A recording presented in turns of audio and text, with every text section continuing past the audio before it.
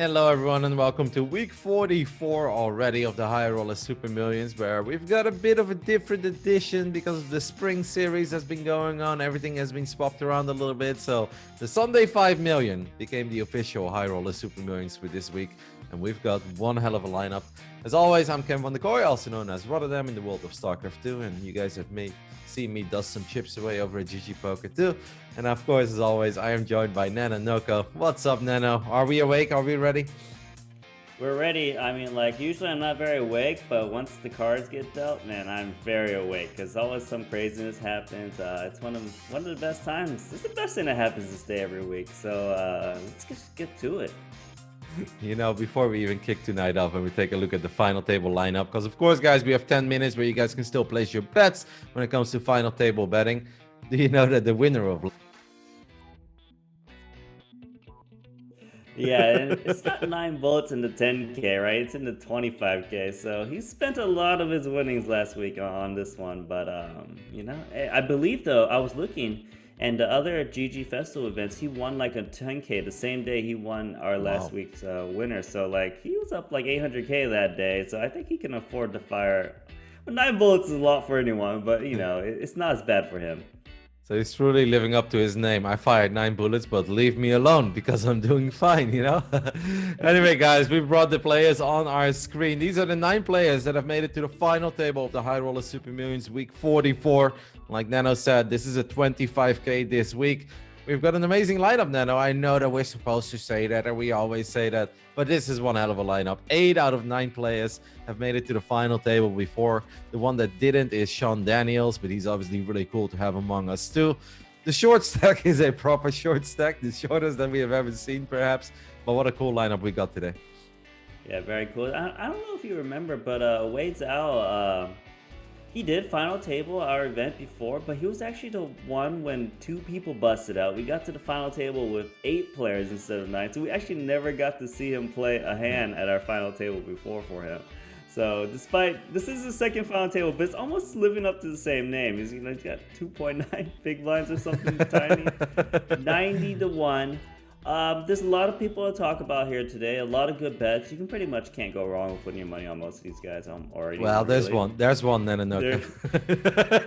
No, maybe kidding. 2. Maybe 2 for you. Like there's 2 names that I can think of. But Roddy, before we get into me talking about some of these guys, let's talk about your bets first, if there are any at all. There are not too many because, you know, I was on a little heater for like a week and a half and I really thought, I was like, man, I'm good at poker right now, Nanonoko. Hold my beer. I can do this without you. But then obviously the poker gods are a cruel mistress sometimes. And the last week and a half haven't done that well. So I've behaved. I did place a couple bets. If you want to get them out of the gate first, I put $50 on Jason Koon. Because I have to admit that I'm personally not even that familiar with him, but I obviously know that you guys all speak very highly of him, that he's an absolute crusher. He's got a good stack, 7.6 payout. I don't see any reason why I could go wrong there. Then I also put $50 on David Yan, because when he won it, I feel like he won it with class, he won it in style. Or at least like he had an amazing battle back then with Lucas Reeves, right? Xing Yung 888. Like, that was a really fun episode, and I think David Yan is just kind of a badass. Whenever I see hands of him, whenever I see him active, he plays for the win. So I feel like he's a good bet. And then I also put, obviously, I went, what was it? Oh, 80. Okay. I went $80 on Sami Calapuro because, you know, I love the Finnish players. Sami comes in second in chips. He's got an amazing stack. He knows what it takes to win an event like this, and we know that he has the skill to do so. So Jason, Sami, and David Yan. I'm surprised. I mean, I was going to be surprised if you didn't put money on Sami because that was like seemed like your kind of guy for sure. But no money on the chip leader, Niklas Astedt. I mean, he's got 4.5 million. Second place has 2.6. Seems like free money this time, right? For Lena. Mate, when he wasn't able to win that heads up and he had 17 million and the other guy had 2 million and he got it in, the other guy drawing dead to a chop and he still didn't win that one. I don't want to say he's dead to me, but ever since he knocked out of the 1K, I hold a personal vendetta because those are not spots that come around every week for me. And on top of that, how many final tables does this man need to make before he wins one? Sure, he's the obvious bet, but it's too obvious. So I'm staying away. Niklas is in the same category as Vieira to me. I will not put a single dollar on them. Yeah. Well, Jalfair is here. He actually Yeah. comes in third position. But despite the little extra chips, looks like Poker Shares has kind of moved him down a little bit. Just because, well, he never wins tournaments apparently. But an amazing player. It's funny because ever since he's been dead to you, he seems to come back to our final table a lot. But you're right. I mean, he's never gotten to the final two. I think he's gotten fourth, maybe a third. I don't know. But yeah, I don't know. He just hasn't had his run yet. It's kind of like Niklas Astedt, but like the worst version, right? Because Niklas Astedt gets here a lot, but he gets second place. Jalfair gets here a lot, but he gets every other position besides top three. But both obviously very winning players. Yeah. I'm obviously memeing a little bit. I hope that the viewers understand that. I'm actually very impressed by Jalfair because he also got here with his first bullet again. You know, Sami Calapuro comes in second, but I think he fired 4 or 5 times to get the amount of chips that he has. Jalfair's results are incredibly impressive. But at these final tables, he has not been able to convince me to put a couple of my own GG dollars on him. But it's really cool to have him back again, and we're obviously excited to see if this time he can go all the way. I do think that Lena is, I don't want to say the biggest name because we have got a table full of big names with obviously Jason Koon and Sam Greenwood too. But Lena 900 is just always there. He's second right now in our money list, Nanonoko. And if he makes top 6 today, he will have officially more earnings out of the High Roller Super Millions than Michael Adamo. Okay, I was going to say, who was the other guy? I forgot about him. Yeah, the guy who won 3 out of the first 11 editions and recently took a second place. And that's why Michael Adamo built a little bit of a lead for himself. But Niklas is more profitable, though, because on average, he fires a little bit less than Michael does. It's really cool to have him. I love this lineup, mate. If I give you $100, you've got 3 minutes right now, Nanonoko. Inspire the viewers at home. What do you do with your $100? Look, maybe I feel like it might be a Niklas Astedt day. I think I'd put half my money on Niklas Astedt. With this chip lead, his skill set, clearly a strong player. One of my favorites here. I would put $50 on him, and then I spread it out a little bit. I like Jason Koon, like you said. Probably throw like $20 on him. I like David Yan, also like you said. I'll throw $20 on him, but you know what? I put the $10 on my Chinese brethren at the bottom. Okay, that is a payday that you will remember. You know, like he's got 2.9 big blinds, 90-1, Roddy. I mean, that's first. I think 26 or 35 was our biggest. This is even bigger than that. Yes, but basically the only way that he can ever have a reasonable run is if in his first hand someone opens, he goes all in, and then the big blind tags along. So if you then win, you don't just double, but you basically get 3.5 or 4 times your stack, and then maybe you're 1 double away from actually having a playable stack, right? So sure, there is always a chance, but I have the feeling that I may as well put that in a flip and go, Nanonoko, and those are also pretty brutal, to be honest. So, Roddy, yes, 2 minutes left. You're not even going to put $1 on him, like just in case? Nothing. No, it's dead money. No. Yeah, I don't want to say it's that money because apparently there are believers out there, 50 of them in total. The luck of the Chinese. They're like, he's going to get pocket 8s in the first hand. He's going to make a set, and it's going to be all good. Now, I'm happy with my 3 players, and also it's not fun anyway to bet on like 4 or 5. I've done that a couple of times, but then if literally none of your 5 players make it to the heads up, you're actually going to become a bit tilted. Not even for the fact that you lost money, but more just that, how do I suck so hard? Or how, like, it just feels bad, you know? And I don't want to feel bad, Nanonoko. I want to have fun on Tuesday evening. So, Sami, Jason, and David Yan, I've got a pretty good feeling about these guys. Yeah, well, Pedro, I believe he got second place last week against Leave Me Alone, right? And he's back again in the middle. Was actually quite good. Didn't know him before, but Brazilian players always seem to impress. And I mean, he played very well last week, because last week, if you guys missed it or you guys somehow remember it vaguely, it really looked like the Malacca style show, right? Like, it feels like the stars are aligned for Juan Dominguez to just kind of steamroll the table and take it home. He was chip leading when there were 5 players left. He didn't have more chips than the rest of the table combined, but he had a pretty hefty lead over everyone. Then on top of that, we had a couple wild cards still in the mix where people would raise it 5x under the gun with queens and everybody would fold. So it felt like it was such a good day for Juan Dominguez, and then all of a sudden he just got bamboozled by Pedro. after he kind of tried to bluff him with ace deuce and Pedro called with ace jack suited. He looked really good last week, and that's why I'm happy to have him back. Not a 10K this week, Nano, 25K. I'm curious to see what he's made of over what I think is safe to say a tougher field than last week, though. It's much tougher for sure, but $25,000 buy-in is a different game than $10,000 for some people, right? Because some people, they got a lot more of their action. They're gonna feel the page ups a lot more. I would like to say for most of these guys that doesn't apply, but I think the truth is it just always constantly apply a little bit, right? When you're playing 2.5x to buy-in more than normal, and you reach the final table, because these don't run too often, but when they do and you reach a final table, it's gonna feel a little bit special, right? Even for Lena 900, so it should be quite interesting to see. You know what I love about these 25Ks, by the way, when you're just like hanging out in the lobby and you're just opening up one of these tables in the railing. When there's like 25 minutes to go, I'm like, man, GG is going to lose so much money on this event. There's such a massive overlay, you know? And then all of a sudden, in the last 17 minutes, even though they only get like 14, 15, 16 bigs, people, whenever they bust, they rebuy, they rebuy, they rebuy. And in the end, the overlay often disappears. And then like all of a sudden, it's safe, 1 or 2 extra players in. It's wild to watch these 25Ks, man, because I feel that people really behave in the first hour. And they do their best, deep stack, they're playing proper poker. But then once we get down to late registration closing, it feels that everyone wants to build a stack. And the moment they don't, it's just like, all right, rebuy, rebuy, rebuy. And then all of a sudden, the guy who had 40 bigs on his first bullet is all of a sudden in for 4 bullets and is short stack. And I'm like, I'm just sitting back with my feet on the desk and I'm just watching it all unfold. I'm like, these dudes are nuts, but it's very fun to watch. Yeah, I mean, it's beautiful. I mean, like, and also there's a plethora of guys who just literally register the last second possible. They just want to make sure they don't put any more bullets in, but they still want to get some value by being able to play. And obviously those guys usually go out really quickly soon after the blinds go up and registration closes. These guys are willing to fire. And I like to think that, like, some of these guys obviously have a lot of money in their account. And they might get a little salty and tilted a little bit, because when you rebuying in for like 14, 15 big blinds, you're going to be reshoving, open jamming a lot, and you're going to call and you're going to unlucky, and they're just going to snap. Like, you know, doesn't it like pop up says, do you want to re-enter? They just snap click. They don't even think about like, oh, maybe I can wait till next week or something. They're reckless out there. And, you know, like some of our favorites out there, like Adamo, he seems to be firing 4 or 5 bullets in every single one of these 25Ks lately, so he hasn't been doing as great.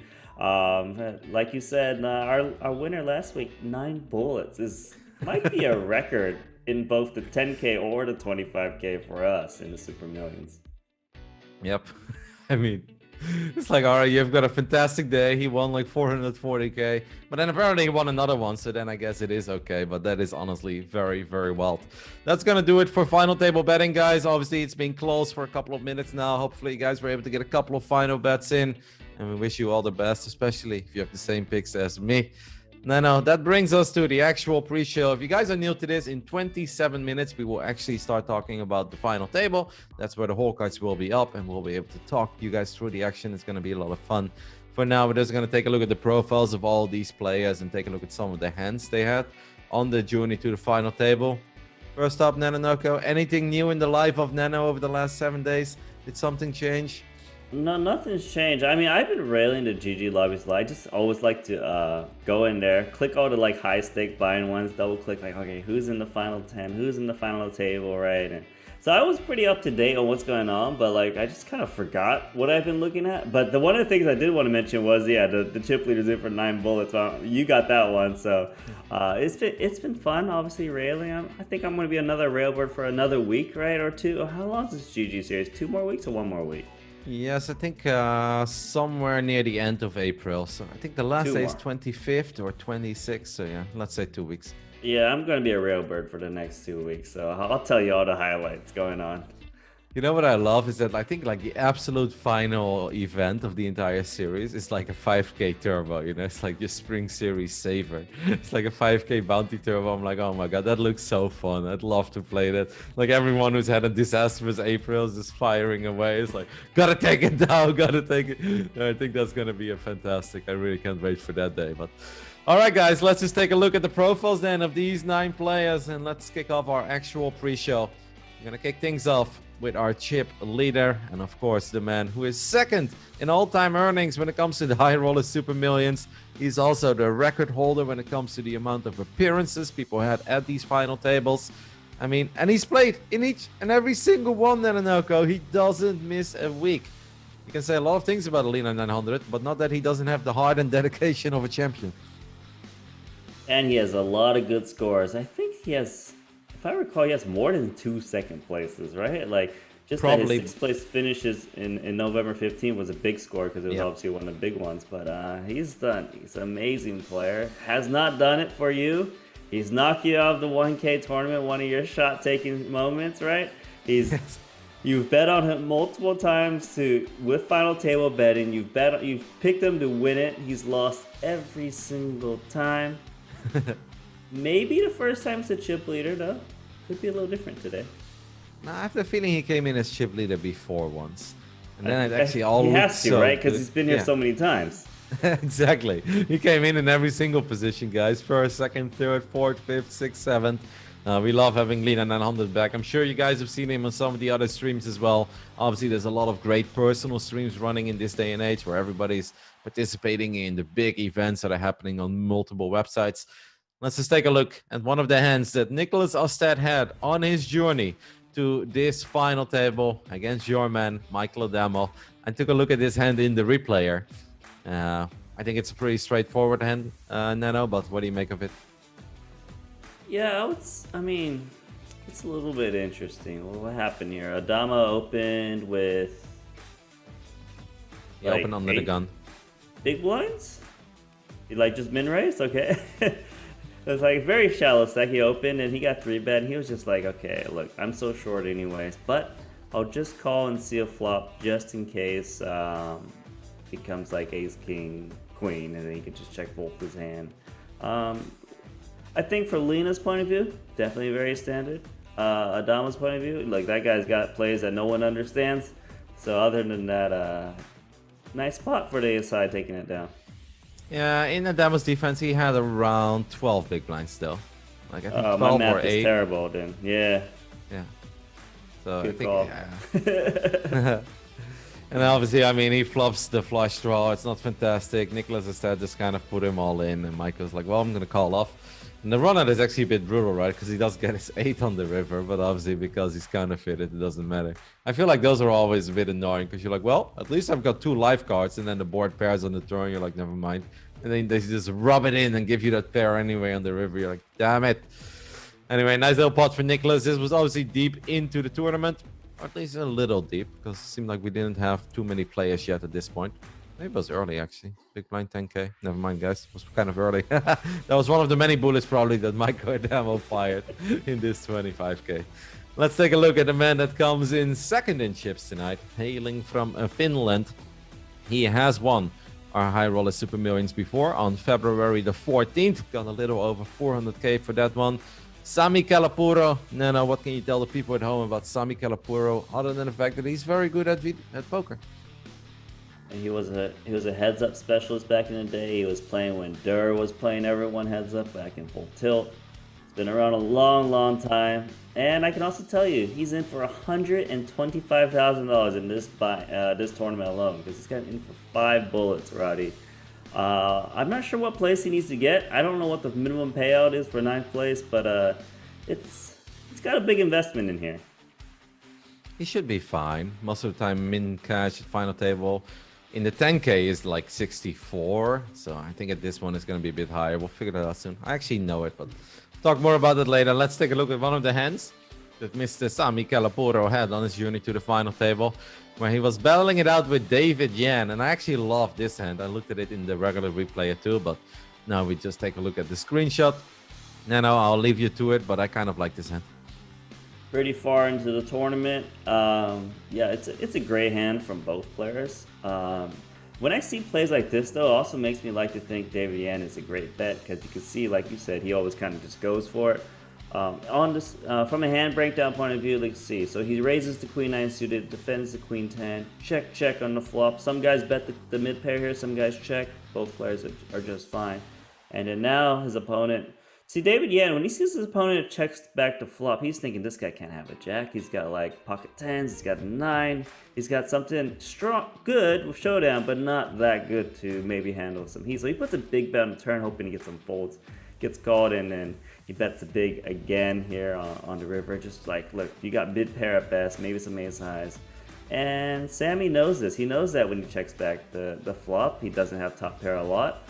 So this is the next best hand he can have, really. It's just a 9 with a decent kicker. Obviously, the kicker probably doesn't matter too much with these sizings. It's a beautiful call here, and I think it's a nice bluff, too. Exactly. I like it from both sides. Even if it didn't work for David Yan, I still like that he went for it. And just a great call by Sami Calapuro. Maybe you guys could hear my phone in the back, which means it's time for our first free roll of the night. We're giving away 10 $5 tickets. Just head over to the free roll section in the GGPoker client. The password is Sunday with a capital S. Let's move on and take a look at the man who comes in third in chips to this final table. And that is the one and only leader of the all-time Portugal money list, Vieira. We make some jokes about Vieira every now and then because I put some money on him once to win it. And he really didn't play for the win. He played for pay jumps, and that was kind of it. But clearly, he's putting up fantastic results across the board lately. I feel like he's made it to like 4 or 5 final tables in the last few months alone. You guys can see that too in the bottom right side. February 28th, March 21st. Vieira is just crushing it right now, Nana. It looks like he actually made the final table for our 25K on February 28th as well. So he's doing pretty good in GGPoker 25Ks. Super Millions edition. Let's see. I mean, like, he's a great player. I was saying, like, he can't get top 3, and I'm right? Because we can only post a 4th, a 5th, and a 5th place score. He's coming in a 3rd position. It's a nice spot, but he understands ICM very well. So what that happens a lot of times is you end up being a little bit tighter. You end up folding a bit more. So, like you say, maybe he's not really the type of guy I want to put it to win it, because he's going to understand he needs to get those pay jumps, because final table betting is about picking the guy who's going to win the tournament. But sometimes the actual best way to make the most money is not necessarily winning the tournament. It could be, look, your stack situation means I need to outladder some of these guys who are super short, where you give up some spots. This is part of the game. Doesn't mean he's playing poorly because he's folding and trying to get some money, because definitely he knows what he's doing, and I think that's the right play. It's just that for him to win it in middle position is always a little tough. Let's take a look at one of the hands that Vieira had on his journey. And I love this hand, Nana, because I was looking at it. And when Vieira 3-bets you pre-flop, come on, Koon and Daniels. Have you ever seen that man bluff? Because I haven't. No, I'm kidding, of course. But this is a pretty wild hand. You can talk us through it, but I think it's button against small blind. And Koon and Daniels just really did not believe him. I don't know what this is, Roddy. I mean, like, I don't know this Koon and Daniels, and maybe there's a reason he hasn't reached our final table, because this play is reckless. Like, it's so reckless. I'm happy to see Koon and Daniels at our final table here, though, today, so I'm curious to see how he's going to play, because I've never seen this play at all, right? Like, it's just not what most guys do. But Koon and Daniels is here to play. He's a real name pro, apparently, so, like, that's not what I expect a real name pro to do, Roddy. And the stack size, too, right? Like, because Vieira 3-bets a small blind, which it's not necessarily tight, but if you look at the stack size, Vieira started with 25 big blinds, I'm gonna guess, maybe less. Yeah, it's probably less than 25 big blinds. It's a strong 3-bet. You know, it starts to become a lot less bluff heavy, and I think he torched some chips and gave Vieira the stack he's got right now at this final table. Yeah, it's around 22, I guess, right? 22, 23, but indeed, it does look strong when someone is 3-betting from the small blind. It's not like this is small blind against big blind either, where you're like, I really just don't believe him. It's like, no. On top of that is Vieira, who I believe had 14% VPIP there. Koon and Daniels had 44. And I'm like, well, I don't know if this is the right moment to really come over the top and see if you can get him to fold. But it turned out the answer was no, guys, and ace-king suited did hold up against queen 7. There's always a little sweat when that queen rolls off on the turn, but obviously Vieira was safe in the end, and that's a very easy way to double up deep into a 25K. Let's take a look at our next player.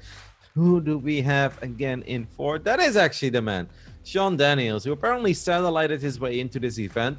It's not a cheap satellite though, it's still $2,600 satellite. You can see that he has played in a couple of the high roller super millions before. Never made it to the final table, but he did cash a couple of times. Yeah, I mean, like, he didn't make a final table because of that last hand we just saw. He just jamming into people with short stacks, and he's queen 7, obviously. But this time, he's here. I think he might be our little bit. I mean, I don't know this guy at all, but based on that play alone, I think he's the one that's going to spice things up. If he's making those plays that far in the tournament, he clearly doesn't. I don't want to say he doesn't care, but he's going to go for it, right?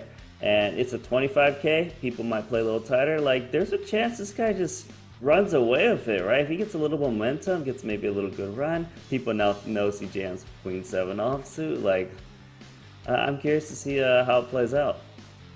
Let's take a look at one of the hands that Sean Daniels had on his journey to his very first final table. Oh yeah, I watched this one too. Alright, Nana, I'll just leave you to it because this one is also wild. And I really didn't know if I loved it or not, but I did enjoy seeing it, so take it away. Yeah, I mean, like, just Sean Daniels, guys, is crazy, right? Like, and then we're just in the hand history section of it so far. We haven't even seen him play, but we know he's going to be ridiculous. So what happens here? It's blind versus blind. He raises the limp with the king jack. Standard so far. You bet the flop. Pretty standard, right? You got a high card, a dry board. Turns an ace comes, you got a straight draw and a flush draw. Pretty standard to bet again, but the river, a huge overbet jam. The deuce gets there. Obviously the deuce doesn't help you. Like, it's so unlikely you have a 4 because you raise from the big blind. And then you still jam all in because you got the straight blocker, you got the flush blocker. Not straight, I mean you got the flush block. I guess you got the kicker blockers. I don't know what it is, but like it's a bold play. And it works, and not a lot of guys do it. A lot of guys bet flop and turn. It's like, all right, you must have something. But I think he got his opponent to potentially fold a very big hand. Maybe even like a ace 7, ace 8 type hand. I don't know if they can call this bet too often. It's a big bet, right? It's 20 big blinds on the river. Could have been a queen too. I don't know. I don't know what it was, but this is a wild play where sometimes you start a hand and you just get it in your mind that I want to win this hand. And it really felt that Sean Daniels only had one mission, that's winning this hand. And it really didn't matter what was going to roll off on the turn or on the river, for God's sake. Because all he wanted to do was just take it down. And he did take it down. He got XYZ Poker, I believe that is, to fold in the end. Pretty wild, and it does make us very excited to see more of Sean Daniels tonight. Let's take a look at our next player as we have a few more to go. Next up is Jason Koon. Nanonoko, I already said it before. I am personally not that familiar with Jason Koon, but I know that you guys in the poker world are absolutely crazy about him. He gets all the praise from, the highly respected and regarded professionals out there. What makes Jason Koon so special in the eyes of so many? Well, now he plays just the highest stakes, right? He's probably not even playing like 500 1Ks like some of these guys still are out there, right? He's only plays the high rollers. He was primarily a tournament player, then he transitioned to like high stakes tournaments where he just played 10Ks plus. And now he plays some big live cash games. He's a very friendly guy. He's a very chatterbox. Not chatterbox in a bad way, but like people love him. Like whether you're a reg or a recreational player, they love to have him at the table. He gets to play the biggest games. He plays like these big cash games. You can see the little clip here. I mean, when I say big cash games, like this bind for this one was probably at least several $100,000. I think he was in, this was like a $1 million chip pot in this hand here, in real money. So like, this guy plays the biggest games. He's fun. He's very into fitness too. So like, he's just a good person to model yourself after if you're into poker. A proper role model. Let's take a look at one of these handstand that he had on his journey to this final table of the 25K, the Sunday 5 million, also known as the High Roller Super Millions number 44.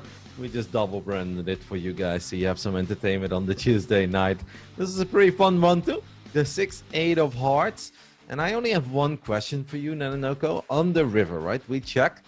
And our Chinese player who made the final table too, Wai Xiao, bet.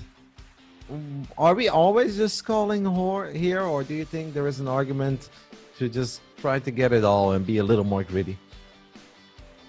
Yeah, I guess usually the factors on the river you want to think about is if you can raise is one, it's kind of like who's in the hand. If you're the guy with the flush, like, do you have a crazy image? If you have a crazy image, you're more likely to be able to give a raise. So someone like a Dama, I don't think he would just call. I think he would raise because people know he kind of goes for some insane check raise bluffs and stuff like this. Another thing you want to think about is your opponent. Are they the type that's just kind of tight? They'll just still fold hands as strong as King Jack or sets here. Would they only call if better? Because if they're only going to call if better, then there's no point in raising. I think Jason Koon probably decided, like, this guy's not going to call me unless he's got a better flush. Maybe I don't make too many check raise all and bluffs here on the river with just like I don't know, some kind of blocker type hand, like an ace 10 or ace 4 of the heart, ace of hearts or something. These are the kind of things you think about whether to raise like a thin value. I mean, is it thin? I would say it's slightly thin if you were to raise here on the river, but not like, it's not like raising like 2 pair on this board. That'd be insane. I feel that there is only one hand that is worse than his hand that would probably call, and that's specifically King Jack, right? So I think when you see that your opponent has King Jack, you're like, probably could have raised there. Obviously, many other hands like an Ace Queen, a King Queen is probably not going to call a massive raise there on the river. But I feel King Jack specifically is probably the only hand that pays off. Is that fair to say? That isn't a flush. Yeah, that's the only hand that should consider it. I agree. But like it's hard to put your opponent on. And even then, you might think your opponent won't call you, even with King Jack. And if that's the case, you definitely shouldn't be raising. But it's so hard to tell because we aren't, as much as we might think we have a great read on our opponents, we simply aren't them sometimes, and they could be making some exploitable folds and stuff like, or calls or whatever. So poker is a fun game. You think you know everything, but you really don't. Overall fun hand, and obviously a nice one for Jason Koon that absolutely helped him on his journey to this final table. Let's take a look at our next player, which is David Yan. We've had him before. He came so close to winning it, and I felt like he should have won it. And in my brain, he almost won it, Nanonoko. That was on January 24th, where it really looked like it was the David Yan show. But I then think in the end it was Xingyun, right? Like Lucas Reeves, who took him down in that heads up. Or was it Alex Colonius? One of the two. One of the two cash game guys. But it was really fun, and David Yan looked great throughout that entire final table. Since that final table, he's made it a few more times. And I gotta say, he's really turning into one of my personal favorites. Like, you kind of tried to sell him on me. You're like, this guy's cool. He's awesome. He's a fun player. He plays for the win. And now every single time he made it to our final table, he delivered. And I'm really happy to see him back. Yeah, you thought I was hyping up just because he's Asian. No, he's actually good at poker, all right? Wow. No, that's... Yeah. He started off as cash game player. He's actually from New Zealand. He's made a lot of money in that super. He's one of our biggest winners in the Super Million without even winning it, and that's very, very impressive. He didn't even play like the first 20 or whatever editions of the Super Millions. He wasn't even on GG probably. So it's even more impressive that he's got 6 final tables and all these big scores. He's like the better Vieira, right? Like, this guy actually can get second place, not just 5th place. I don't want to get carried away on this Vieira hype train, okay? I know what you're trying to do here. No, go. I will not turn into you. I'm not going to make sure that Vieira is going to retire just like Chris Fitzgerald retired because of your bullying. I will not go there. You know why I think I really like David Yan? If you would have told me that he is a great StarCraft 2 player and probably won a GSL, I mean, if it wasn't for the fact that I've known every single StarCraft player that won a GSL, I'd be like, yeah, this guy fits the StarCraft 2 pro stereotype. He looks like a pro. And maybe that's why I'm a little bit more on board as well. Let's take a look at one of the hands that David Yan had, and this is a fun one, Nanonoko. No real analysis is needed, but this run out, are you kidding me? Come on, pre-flop all in, 10s, aces, set, quads. You can't make this up. This is one of those rigged runouts, right? You're just like, what? Like, you're so... Everyone's probably emojiing and stuff all over the place. Like, Fiesta Pagano threw one out there. Like, it's a flop. You're like, yes. You feel so unlucky, right? When you see aces, and then you're like celebrating. You see the turn. You're like, how am I so unlucky? And then the river This is brutal, Roddy. Like seriously, like if I'm the Shu Song guy, like if you're gonna do me like this, just don't give me that ace. Just finish me off with quads and without me hitting anything. And let me lose to 4 flush or something, right? Or the random straight on the board. But don't do me like this, man. It's like first you're like, ace is nice. Like, what do you have? Okay, tens is very good. Like, oh, come on. Are you kidding me? Yes, finally. You know, like, justice, range from above. This is what's something I always say. And then your fun gets caught on the river. Like, I am not one for violence. But if I was deep in a 25K and this would be the run out, I honestly do think I would punch my monitor or throw a mouse through the room or something, because come on, you can't make this up. Brutal for Shu Sung, but obviously great for David Yan. Let's move on, because we only have 5 minutes until our final table actually starts, which is plenty of time, guys, but, you know, we have still a couple players more to cover. Next up is Pedro. Pedro made it to our final table last week, and he honestly just played solid, man. Like, we were both kind of just sitting there like, yeah, not the craziest thing we've ever seen, but he's just playing good. He's making a lot of good decisions. He stayed out of trouble when there was trouble around. And when he was put in tough spots, it felt like he often made the correct choice. Yeah, he's a great player who doesn't play the Super Millions often. I believe because of his big score last week, he felt like playing this one. And he sold 48%, and actually sold out. So he's a great player. He makes some moves here and there, so it's pretty cool to see. And you see how the 25K. But he's coming off a pretty good score, so he's going to feel pretty confident, I think. Yeah, that's actually insane, man. Selling 48% and then making it on your first bullet to the final table. Imagine the sweat that all these guys have. Like, they might buy some action sometimes of the guys in the 10K, and they're like, all right, we'll get a little out of line one time. I can't really play poker today, but let's just buy some action in the 25K. And then your dude actually makes it to the final table on his first bullet. Very well done. Let's take a look at one of the hands. And Pedro, I mean, I've been complimenting him, Nanonoko. And when I see this hand, you know what's up. You just know what's up. I don't really understand what Niklas Astedt is doing in this hand, by the way. Because why are you going to try to beat a guy that has a set pre-flop, Nanonoko? What's wrong with these guys? This is like the perfect hand history for you, right? Like, it's pocket fours makes a set on the flop, and Lena 900 loses chips. Like, this guy nailed it, in my opinion. Yeah, obviously Niklas raised. Pedro just called from the big blind. I mean, he's like, what am I going to do with my set pre-flop? You know, I'm going to raise it or I'm going to build a little pot. He's like, you know what, I'll slow play the set. Flop comes. Obviously, he does have a set as always. And Niklas bets, he raises, Niklas calls, and he raises again. Well, Niklas actually went all in and he just called off. Makes sense. Niklas is pretty much drawing dead there, right? The only way he wins is deuce Heart. 4, deuce 5. Oh yeah, heart as well, backdoors. So he's got 2 backdoors. I mean, that's honestly the best thing you can hope for when your opponent has pocket fours. Run around and then. Well done by Pedro. We're looking forward to watching him tonight, because last week he was really solid. We've got 2 minutes. Next up is Sam Greenwood. His brother won it a long time ago. And you guys keep telling me that out of the Greenwood brothers, Sam is actually better than Lucas. Well, I've seen Lucas pull off the most miraculous victory we've seen up to this point. And Sam Greenwood, no, it's not really working out yet in the high roller Super Millions. Yeah, he's definitely not up in the Super Millions right now, considering how many additions he's played and how many winnings he's got. Last week, he was actually in pretty good position, or the last time he made the final table, whatever that was. I remember he got pocket nines twice and busted out back-to-back hands of pocket nines, right? Like, I think one of them he got it in flipping, one he got it in maybe good. It was just brutal, and I keep picking him to win. He keeps losing. I can tell you, Roddy, spoiler, I'm not picking him to win it today. There's no chance. Right. He's done for me. I know he's a great player, but no, not in this tournament. We got to speed up. Let's take a look at one of the hands that Sam Greenwood had on his journey to this final table. Apparently he had Jack 10 suited, was battling it out with Guillaume Nolet, who actually won one of our 25Ks. Went all in on the river. Guillaume called off, did not believe that the Jack helped him. The Jack did help him. Well done, Sam Greenwood. That's a wild hand, by the way. What a big river bet. But we don't have time, because we have one more player to cover.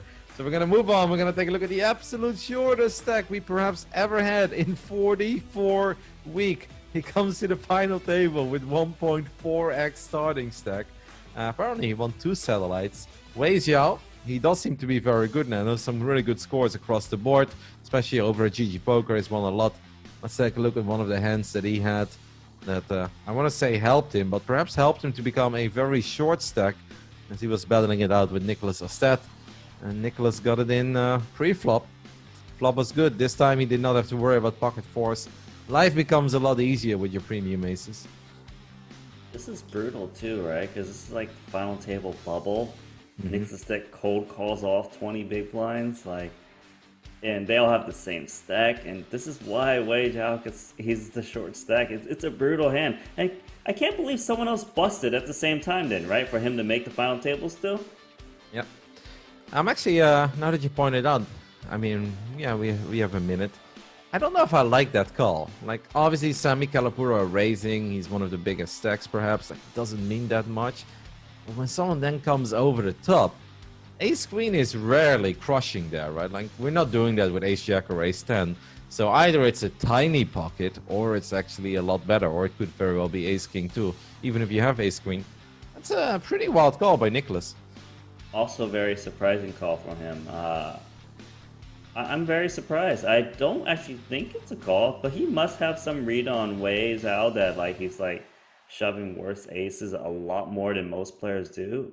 Something we don't know, but I think it's a bit wild. I'm with you.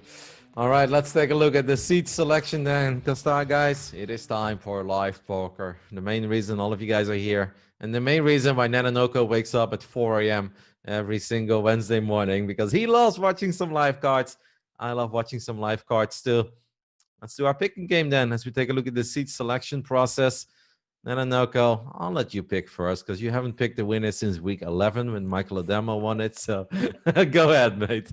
Hey, he was supposed to win it this year, okay? He had 17 million to 2 million and lost it. Look, I would pick Wei Zhao, but he's got no chips. He's my Chinese brethren. I actually know the guy.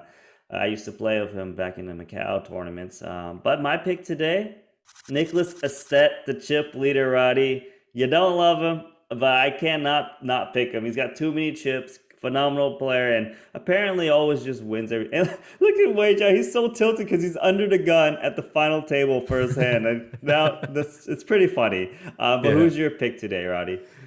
I mean, I do like Niklas Astedt. Let's get that out of the way first. I think he's an amazing poker player. It's just a little fun that I kept betting on him and he never won. And then he also knocked me out of one of the biggest spots, probably the biggest spot actually I've been in. For him, that was an irrelevant 1K turbo, but for me, Nanonoko, that was everything. Okay, so it's just a bit funny, but I think Niklas is fantastic. I'll go with David Yan, man. David Yan looks like a guy who could win the GSL. He doesn't want to win GSLs. He wants to win poker tournaments instead. So I'm going to go with David Yan. I think he can run it up, and I think he can take it all. Well, Wei Zhao just did the goodbye, and he's going to be up against the pocket jacks of Niklas Astedt. Even if he opens, he's still going to call off the king nine suited, though. Of course, but this is kind of good, though, in a way, because now there is some extra money in the middle. I know he gets it in terrible position. However, now there is extra money in the center. Let's see what Pedro does. Okay, obviously this is not a proper race, right? So they can't really do anything. Yeah. Give the man some nines. Give the man some diamonds. Because now there is 462K in the middle. If he wins the hand, he's got 9 bigs. It's just looking pretty bad. There's one. He probably thinks he's got the best hand potential. He likes to see that check on the flop, like unlikely to have an ace. But this guy's sitting with pocket jacks. You tell me Niklas Astedt didn't 3-bet this hand? He's trying to just max troll his opponent or something. I think Wei Zhao now knows that he is in trouble. If they don't have the ace, they could very well have the queen. That's not the case. But the jacks of Niklas that have been very slow played in this hand will hold up. Sam Greenwood showing us that he would have flopped the wheel. Thank you, Sam. All right, well, that's a shame for the 50 dudes out there that believe that Wei Zhao could run it up with 2 big blinds. That's not going to happen. Nothing he can do, of course. Look, we look at it from his point of view. Like, him making the final table versus final table bubbling is probably a really sizable pay jump. So you might be thinking like, oh, he only had 2.9 bits, but he got a pay jump before this day started, so don't feel too bad for him. And a shout out to the man for showing up, though. 2 big blinds, had to wait all the way from Sunday night till Tuesday evening, well, Wednesday morning for him to actually play his 2 point or what was it? 2 big blind stack. Anyway, we are down to 8, and I think this is where our poker can actually begin. Niklas opening things up here with Queen Jack suited. Jason Koon making the call with 9-10 suited. Ooh, what a flop that would have been for David Yan. He had Jack 4 of hearts. Yeah, he's got the spiciest hand of them all, right? Like, and he probably would have won this pot at some point. I want to point out, if we look at the stack sizes, it's actually all very even, but our chip leader, Niklas Astedt. So it could be quite interesting. David Yan is so tilted right now because he was closing the action, and you could see that he was thinking about it, but he's like, Jack 4 just sucks. Probably going to be some atrocious flop. And then you kind of flop the world open ender with the flush draw. You're like, well, I could have bricked. And then on the turn, you just kind of free rolling where you have the nuts and you can have a redraw to an even better hand. That Unfortunately. always tilts me, like, because you never get those spots where you're not sure we should call it a big blind. You're like, I'm just gonna fold. That's gonna be nothing anyways. And then you flopped it, and you're like, oh my god, I should have played. Or you would have flopped. Say you had like the 6-5 off, so you would have flopped it open and a straight draw or something. Even that gets you salty, right? Like, you don't even need to hit 2 pair plus. You just need to have some equity. Niklas kind of slow played this hand too, even though he technically had a good flop and an amazing turn, of course. He is going to go for a little bet on the river, slightly over 4 big blinds. 70, 80% pot. We'll take it down. Jason Koon does not believe his 10 is good here. And obviously, it's pretty much never good.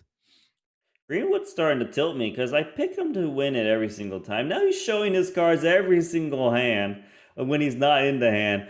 Oh my god, this Greenwood. Mate, I actually love this lineup.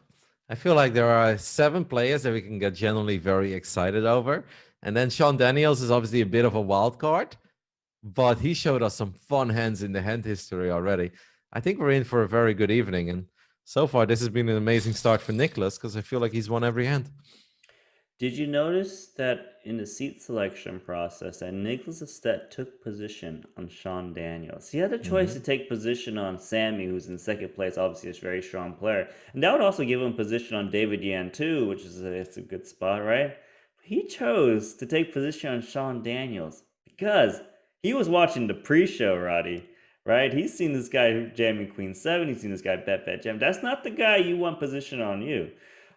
So very, very important to get to the final table with the most chips because you get last pick. You guys can, of course, see the payouts on their Nanonoko's webcam. And today, first place is over $1 million. Normally, with our 10Ks, first place is anything between 410 and 460. Kind of depends on how many entries we had. Today, because this was a 25K buy-in, the Sunday 5 million, over 1 million for first. It's pretty sick, Nano. It's a lot of money right up first. I'm just wondering, anniversary edition, Roddy, Super Millions. What's happening? Something, right? It's at least maybe we make it a 50K. I don't know, something special. Well, we're gonna fly Nanonoko out to a country where he can play online poker, and then you can play. Like, oh well, I'm just, you know what? It's like, and after live stream, I'm like, yeah, guys, we're just gonna fold to make this stream as long as possible, and we're folding everything but aces. Nano flying to Macau just to fold for a couple hours live on stream. It's like, sorry, Roddy, didn't make final table, commentating with you anyway. I was like, greatest anniversary ever. Yeah, we got Dead Mouse in the background tuning to this 25K right now. I think they did a live. I think he was actually playing some poker the other day, wasn't he? Yep. They had a big event where I think if you would knock him out, you also get a little bonus. I think that was last Saturday. I was not able to play it myself, but yeah, it's really cool to see him involved. He's kind of a badass. I even saw some highlights of an interview he did with Kevin Martin, which is really, I love Kevin Martin. I think everyone loves Kevin Martin because he's so wholesome and sweet. But Kevin Martin is the kind of guy to, like, when you interview that mouse, you know that he's going to be very chill and he's just kind of leaning back in his studio. And then Kevin Martin, even though he's always very comfy and wholesome in his room, he dressed up like really professional just to ask some questions to that mouse. And I just sit there with a smile on my face. I'm like, Kevin Martin is so sweet. He's sitting there in like his suit and tie, and everyone's just locked up at home anyway. Like, we really wouldn't have mattered if he would have shown up in a hoodie. But then Kevin Martin still dresses up for the occasion. And I thought it was amazing. Yeah. Yeah, for sure.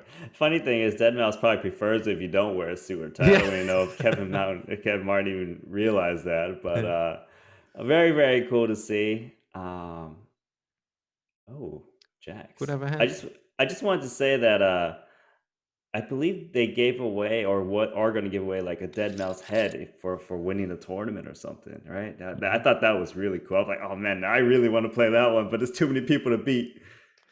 Yeah, a long time ago, whenever Elkie went to a couple of StarCraft events, he always carried the little mouses around. And at one point, I was like, "Can I have it?" And he's like, "Oh yeah, I've got so many. Don't worry about it." It was even a little speaker. I was like, "That's so cool, a little portable dead mouse speaker." Yeah. Jason, what?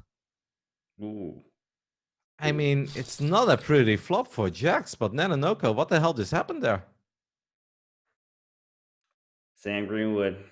This What the hell is that? I don't know, man. Okay, so in that hand, he just called the big blind with Jack's 30 big blinds. I can see how that's reasonable, but like, both plays probably fine. I think most people just 3-bet it, but anyways, whatever. Flop, he just folded to 1.5 big blind C-bet. He thinks under the gun is strong. I still don't think I would fold 2 jacks yet, just because the C-bet is so small, Mm-hmm. and everyone C-bets every board these days. I just feel like a lot of times Jason Koon maybe has like an ace 10, even like ace 9 suited. Just Could have fires a small bet. nines, Yeah, could have just fire a nines, small could have bet, see what tens. happens, and just gonna Mm-hmm. give up. Uh, yeah, that's why I don't pick Sam Greenwood anymore, Roddy. We'll leave it at Well, that. they often say there are many ways to play pocket jacks, and they're all wrong, right? I think that one falls into the category of perhaps wrong, where we're just flatting on the big blind and folding to a C bet. It's still jacks. Jacks are pretty good, but I mean, it's not a pretty flop. I get it, and maybe it's too early for Sam Greenwood to get in any trouble. Next hand, by the way, Sami Calapuro opening early on. Sean Daniels open folded. No, not open folded. He folded to the raise. He had ace jack offsuit, which I don't mind, but that's good news for Sami that he actually took it down with an inferior raise. Yeah. Yeah, that one I don't mind because you got to look at No. what under the gun +1 versus 2 seats over, nothing. But Mm-hmm. the jacks, I don't know. I mean, Sam Greenwood's an expert in MTT poker. I am not, but I think I kind of agree with you. Seems like some mistake was played somewhere in that hand. I mean, Niklas also super slow played his jacks, right? He basically only Yeah, fired a little bet on the river, and that was it. I'm actually very surprised by that one, and I think that's a hand maybe worth talking about because I feel like he should have 3-bet that hand for sure. Because Wei Zhao's so short, he's gonna get it in anyways. And you knock out Pedro, who might have like a King X or Ace X.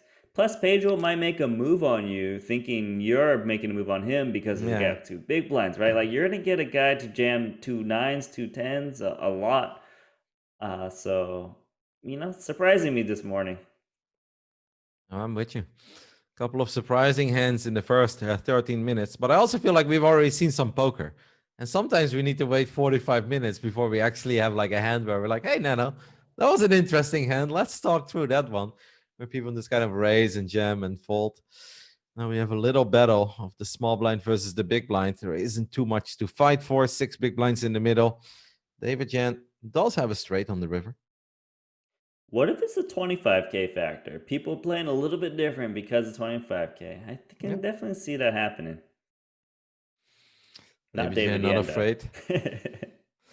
He's like 3 hearts, but I do not care. I've got a straight, and I would love to see you call off with any pair or any 2 pair. None of that happened. He went big, by the way, there on the river. David Yan is not restricted by the size of the pot, Roddy. He can choose any size, whether it's 1% up to 2,000,000%. What do you Let's think see about what this one? Niklas does with Yeah. his ace jack. Sean Daniels opening the pocket sevens. I think the standard is a 3-bet here, especially with these stack sizes. It's a good stack size to target. You got the chip lead. Your hand actually doesn't play that well for just smooth calling. Still a lot of guys behind you. Mm-hmm. And you have got a solid hand even if you get called by the 3-bet. Does Sean fold 2 7s? Most guys should No, fold here. I don't think he's going to fold this one, though, Roddy. I don't think you fold here. You pay 180K to play for a pot of 800K at that point. I don't think we're gonna fold. And it's a tricky flop though. The queen eight is one of these flops where you kind of feel like you're good, but how many chips do you really want to commit? It's one of the hardest hands to play. Oh, The jack. I was stop it, gonna Nano. say. Nothing hard about this, okay? I was gonna say the flops are really tough, actually, Yeah. because you're not sure if you call, you can get counterfeited, but man, that turn is sweet. If I'm Sean Daniels, I'm gonna expect a bet. I think the reason is you can see your opponent checking back, like even a hand as strong as two aces or two kings, because it's hard to get called down for multiple streets on this board. Ace jack, does he call? I don't think he should. The only reason I'm saying that is with ace jack, you block some of the hands you want to beat. Jack tens. Mhm. It's a big hand. Jack 10 will call pre-flop. Think of ace king, you should probably think about calling more, but ace jack is actually a pretty big difference because of that blocking factor. All right, then I've got a question for you. What is a way that Sean Daniels can play that hand where he will get paid off by just ace highs? Is there a better way to play it than betting out there on the turn? I think he played it just fine. He still needs to be betting, and if he goes for all of a sudden check raise, like people make some big hero folds even with a big pocket pair. And I think Sean Daniels thinks his opponent had a showdown hand because he didn't see bet that flop. A lot of guys would just see bet air on that flop. So sometimes you just don't win any chips, Roddy. I don't know what to say. It's up to your opponent to give them to you. Mm-hmm. Absolutely. But his hand is obviously an absolute monster on the turn there.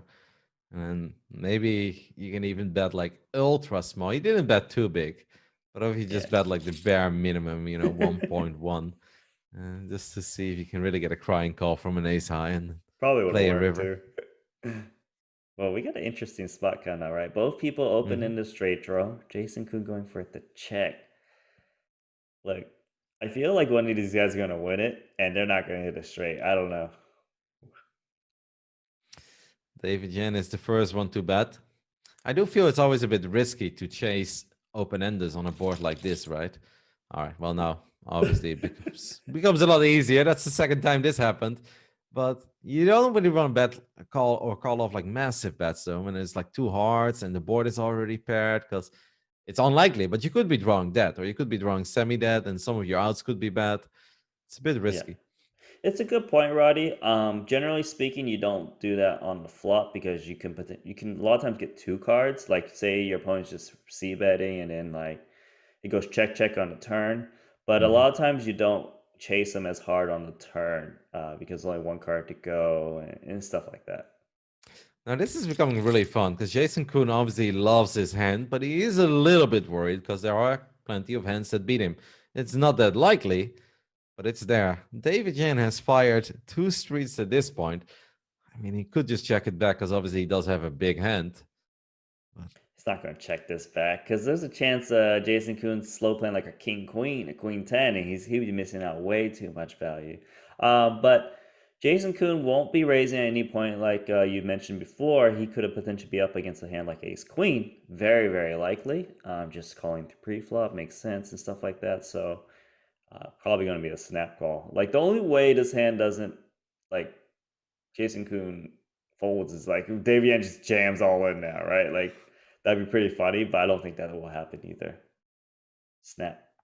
it is a Snap, very snap, big bet. snap. It's half pot. How funny it would be if Jason Koon now raises and David Yan folds. That'd be a pretty fun hand. That'd be insane.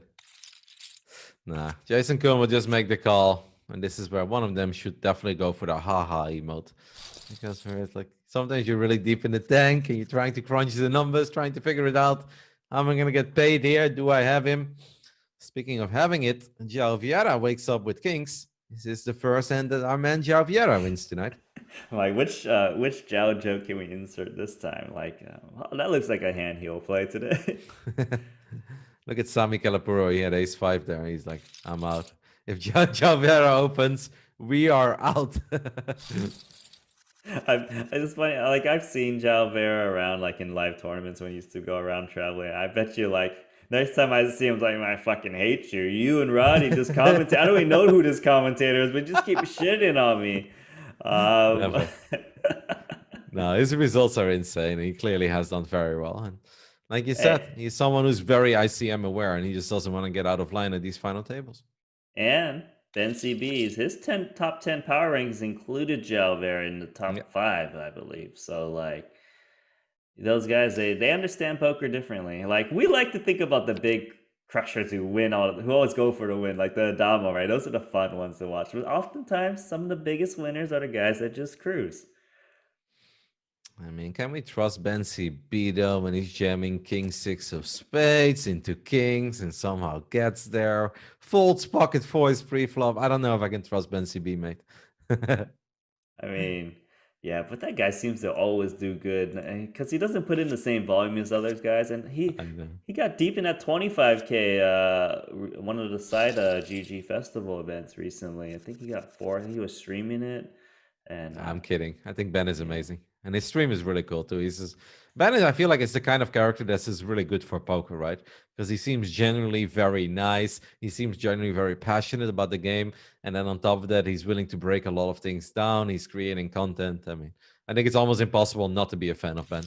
But he's like the worst guy to tell a joke to, right? Like Yes. he won't get He's- it. that goes for most Germans, though, Nanonoko. Don't worry about it. All right, Joe Vieira with ace king under the gun. Yeah, this should be interesting because I feel like Sammy, he's gonna want to play this hand. He's got a nice stack size, 10-9 suited. If I was to read this situation, a lot of guys would want to 3-bet here because Jalvera, maybe he folds a little bit more to 3-bets because he is a very ICM aware. Sammy's a cash game player. Some of those guys like to see a lot of flops too, so I think he's gonna play. I just don't think he's gonna fold outright. Well, he hasn't folded yet, and he is indeed going to go for a little race. Yeah. Sam Greenwood has ducks, but he's probably going to let it go. Easy. Let's see what Joe Vieira does. I think he just rips it in.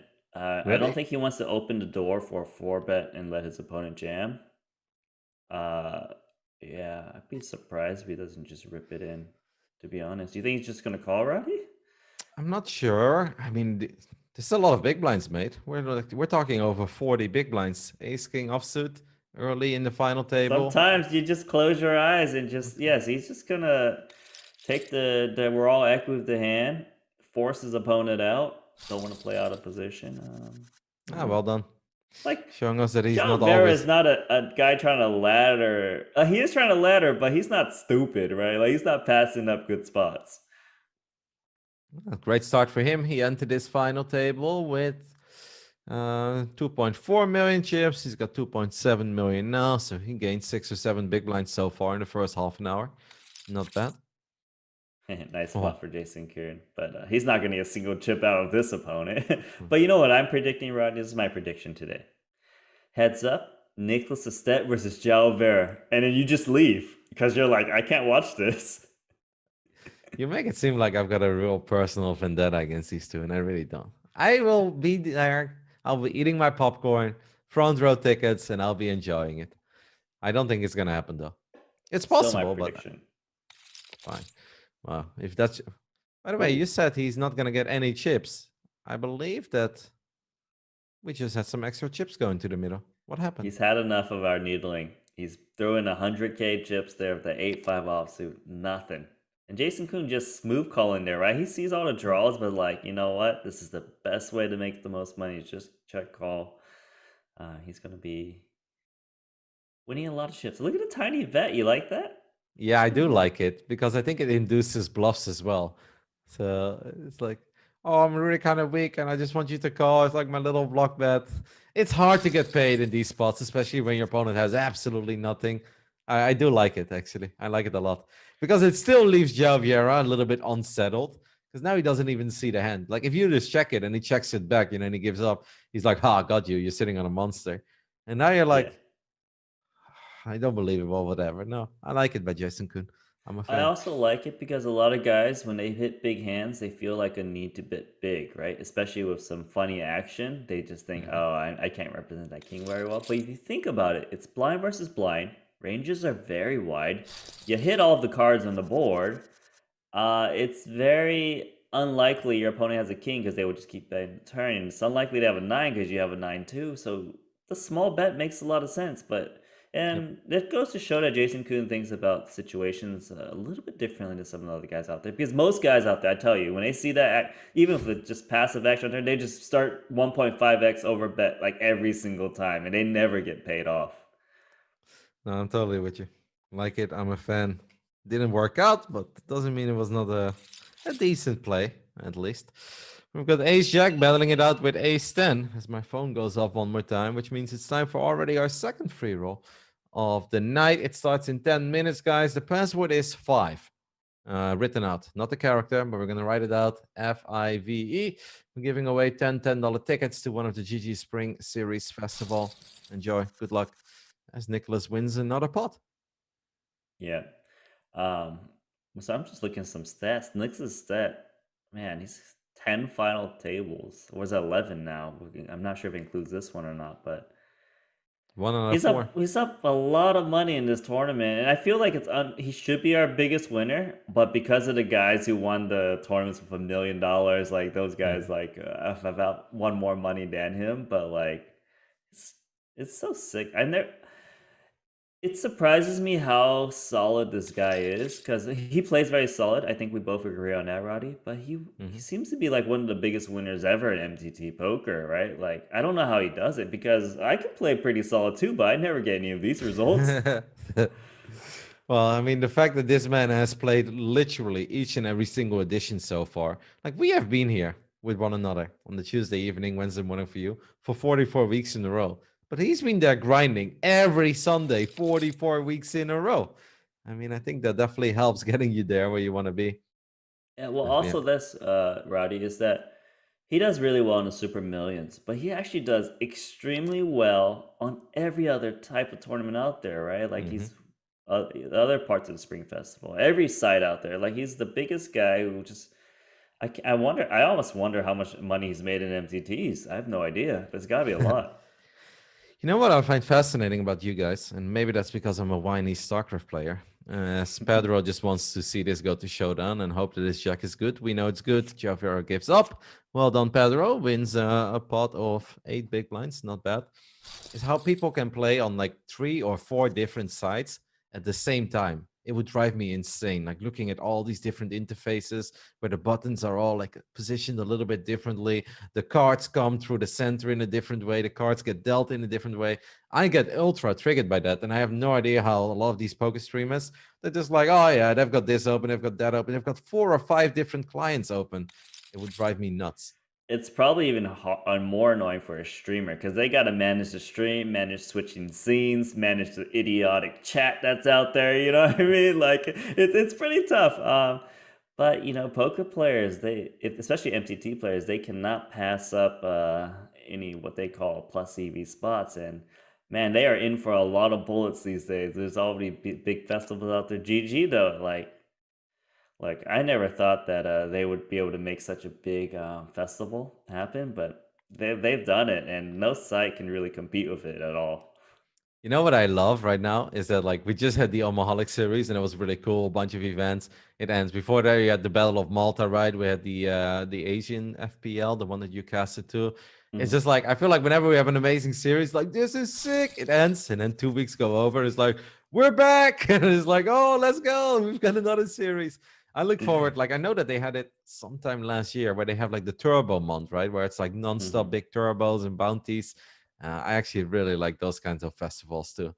That's my Yeah, favorite kind of those are the tournament. faster ones, right? I like to play turbos too. I feel like I don't like to commit 10 hours to not even cash the tournament or whatever it is. That's always really tilting. Yep. Yeah, no, it's kind of funny because usually when you have a big festival like this, you kind of take a couple months break and then you do another one, right? These these GG guys, they be running festivals every other week these days. Like, man, they're trying to break bankrolls. I'm telling you that. Well, they've also created a lot of very happy individuals out there. I'm still waiting, but it's gonna happen one day. I Sam mean, Greenwood with 7-4 makes a little play on Niklas here. Small blind against big blind. Takes it down. pretty impressive.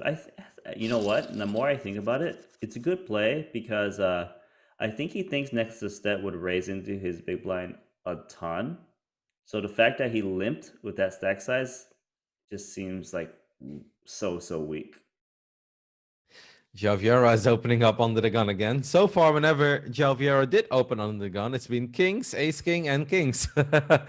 He did just play 7s and 6s, and those are the hands where he did see flops, and it didn't really work out. I'm sure he would have loved some more action on his kings there, but everybody got out of the way real quick. Yeah, a bit of garbage for everyone. But you know, like I said earlier, everyone's got kind of same stack size. Even though Greenwood's the shortest, he's still got 20 big blinds, but it's kind of a grind right now. But I feel like it's an intense grind with players that I actually really enjoy watching. So I am definitely not bored. And you look at you look around the table, and obviously Niklas is our chip leader. All the other guys are so damn close to each other. They're basically 15 to 20 big. Uh-oh. Jason Koon is in trouble, Nanonoko. Jason Koon is in trouble. Let's hope Sami just gets carried away with these 2-4s and wants to see a flop, because he will win the rest of the chips. Oh no, he just folds outright. You hate him. I can't. You got money in this guy? $80? Yeah, he's that to me. I am gonna add him to my blacklist of people that I will never bet on again. He just folded a set pre-flop, Nanonoko. What's wrong with these poker players? 25K, 10Ks. I don't get it. I probably unlikely he would have saw a flop anyways, right? Because if he raise, gets 3-bet pretty hard. You gonna fold a set pre-flop, mate? Okay, there's a chance we see it just because of Sean Daniels. Normally, I'm gonna say we're gonna see a bunch of folds. Let's see what Sean Daniels does. This is a standard fold, Roddy. Okay. Yeah, I know.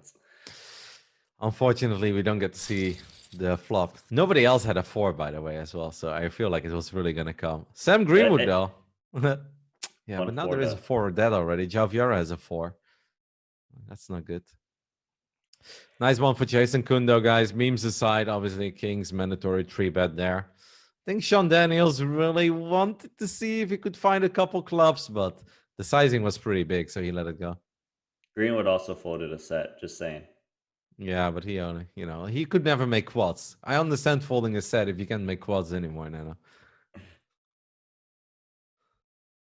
This could actually get some fireworks, right? Between David Yan and Sami Calapuro. Well, Sami will just call. David Yan, we know that once he starts something, he likes to finish it, but it's going to be kind of hard to win this one unless we find running hearts or a magical 10. He's going half pot. I mean, this is a hand where you can actually probably multi-barrel a good amount. So I wouldn't say it's a one and done. But not that card. That is the worst card to multi-barrel, because if your opponent in the big blind had an ace, he's not folding. If he had a queen, he's definitely not folding. Just an auto lose card. Yeah, I like the way you put that. Where sometimes people feel like they always want to keep betting, but that queen is just never good, right? Because if he has it, he will always continue. And if you call with an ace on that flop, you're probably going to call with an ace on that turn, because you can't really put your opponent on trips all the time in small blind against big blind battles. So David Yan will wisely give up. Sami will probably feel like he's got the best hand, but now he's wondering, will I ever get called by worse? I think he can.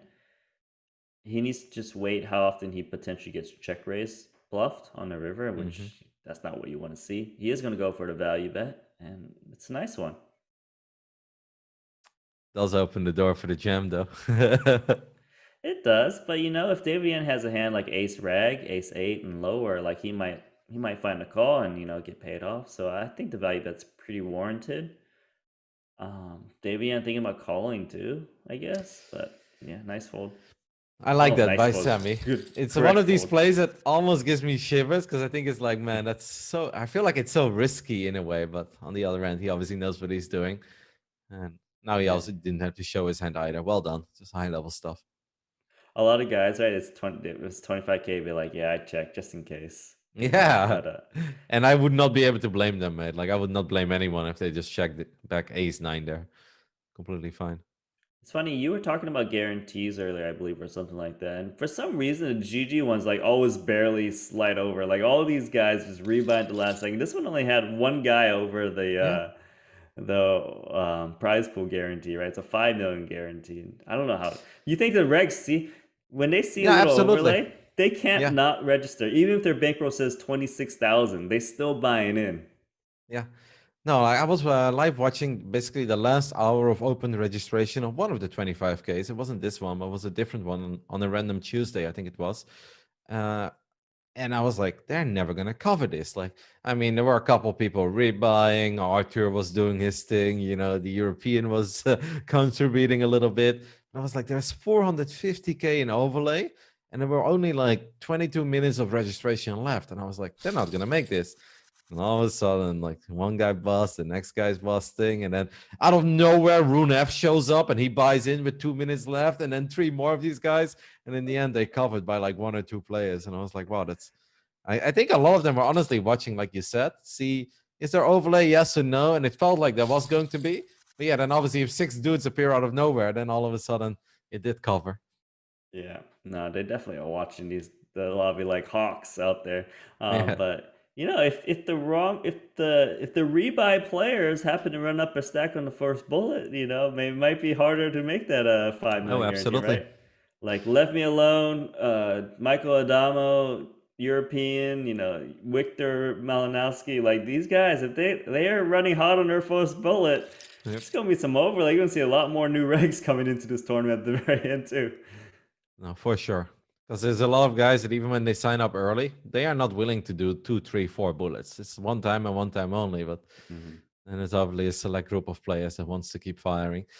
Niklas called from the big blind. And I don't think that Vieira likes to see this call, right? With queens, there's an ace on the flop. I think Yeah. he's going to check it back on the turn, Nanonoko. I think so too. I think Javert was like, when he bet the flop, actually probably wasn't looking for a call, and now he's, ooh man, I think Niklas Step might turn his hand into a bluff here because this pair of sevens is very weak on this board. He's more likely to have an 8, very likely. Nice bet here, and I don't think Zhao can call. He bet quickly as well, no? Didn't he bet damn quick? Like, I feel like sometimes when it takes too long, I don't really trust him. This was just the perfect timing. It wasn't snap, but it was like, all right, I think I have the best hand. I'm going to fire. This is a tough spot for João Vieira. I mean, he does block king, queen, but... Yeah, I mean, he's thinking about that because people are thinking about like, okay, I do block some straights, but the thing is that 8 can value bet this way very easily. Yeah. He beats a lot of... he blocks a lot of hands that would turn their hands into bluffs too, like the queen 10s, the king 10s. These hands would check call and turn their hands into bluff. A lot of the 7x's are actually 2 pairs. 7, 9, 10, 7, like... Oh, wow. Niklas getting the best there of João Vieira.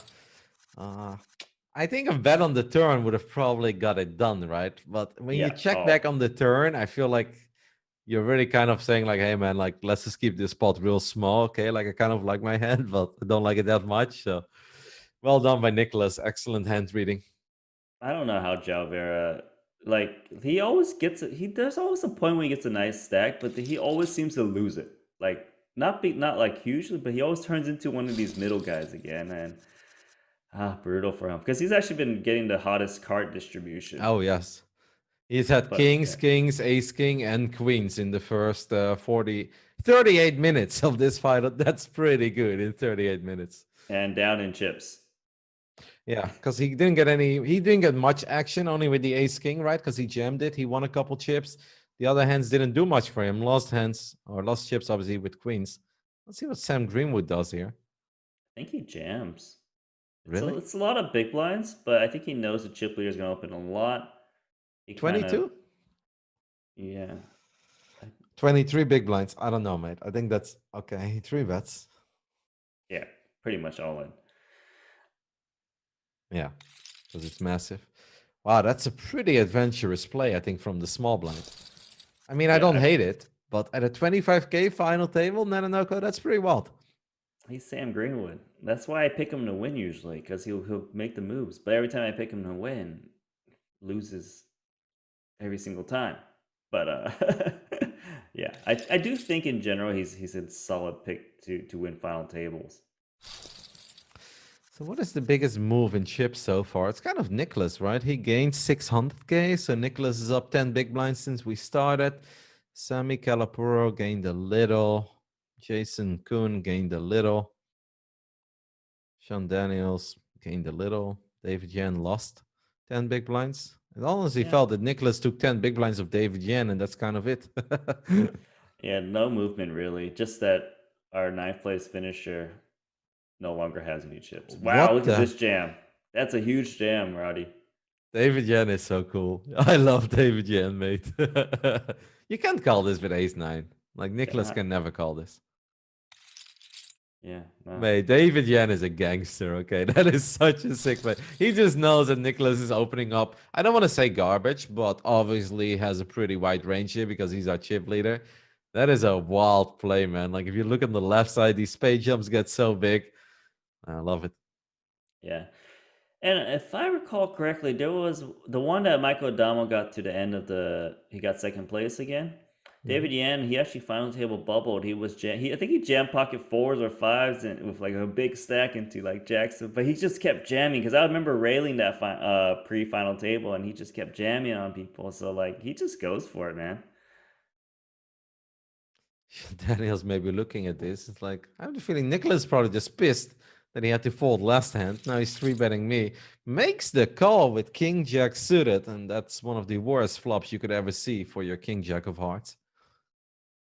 Yeah, I'm not surprised that he's calling because like he's actually been getting 3-bet a lot by the whole table, I feel like. And yeah, sometimes your premiums start to look a little different. Yeah. King Jack is like, It like turns into the meme, where the guy walks with his girlfriend. He's got Yeah. ace king on the right, and all of a sudden looks at Jack 10 suited. He's like, ah.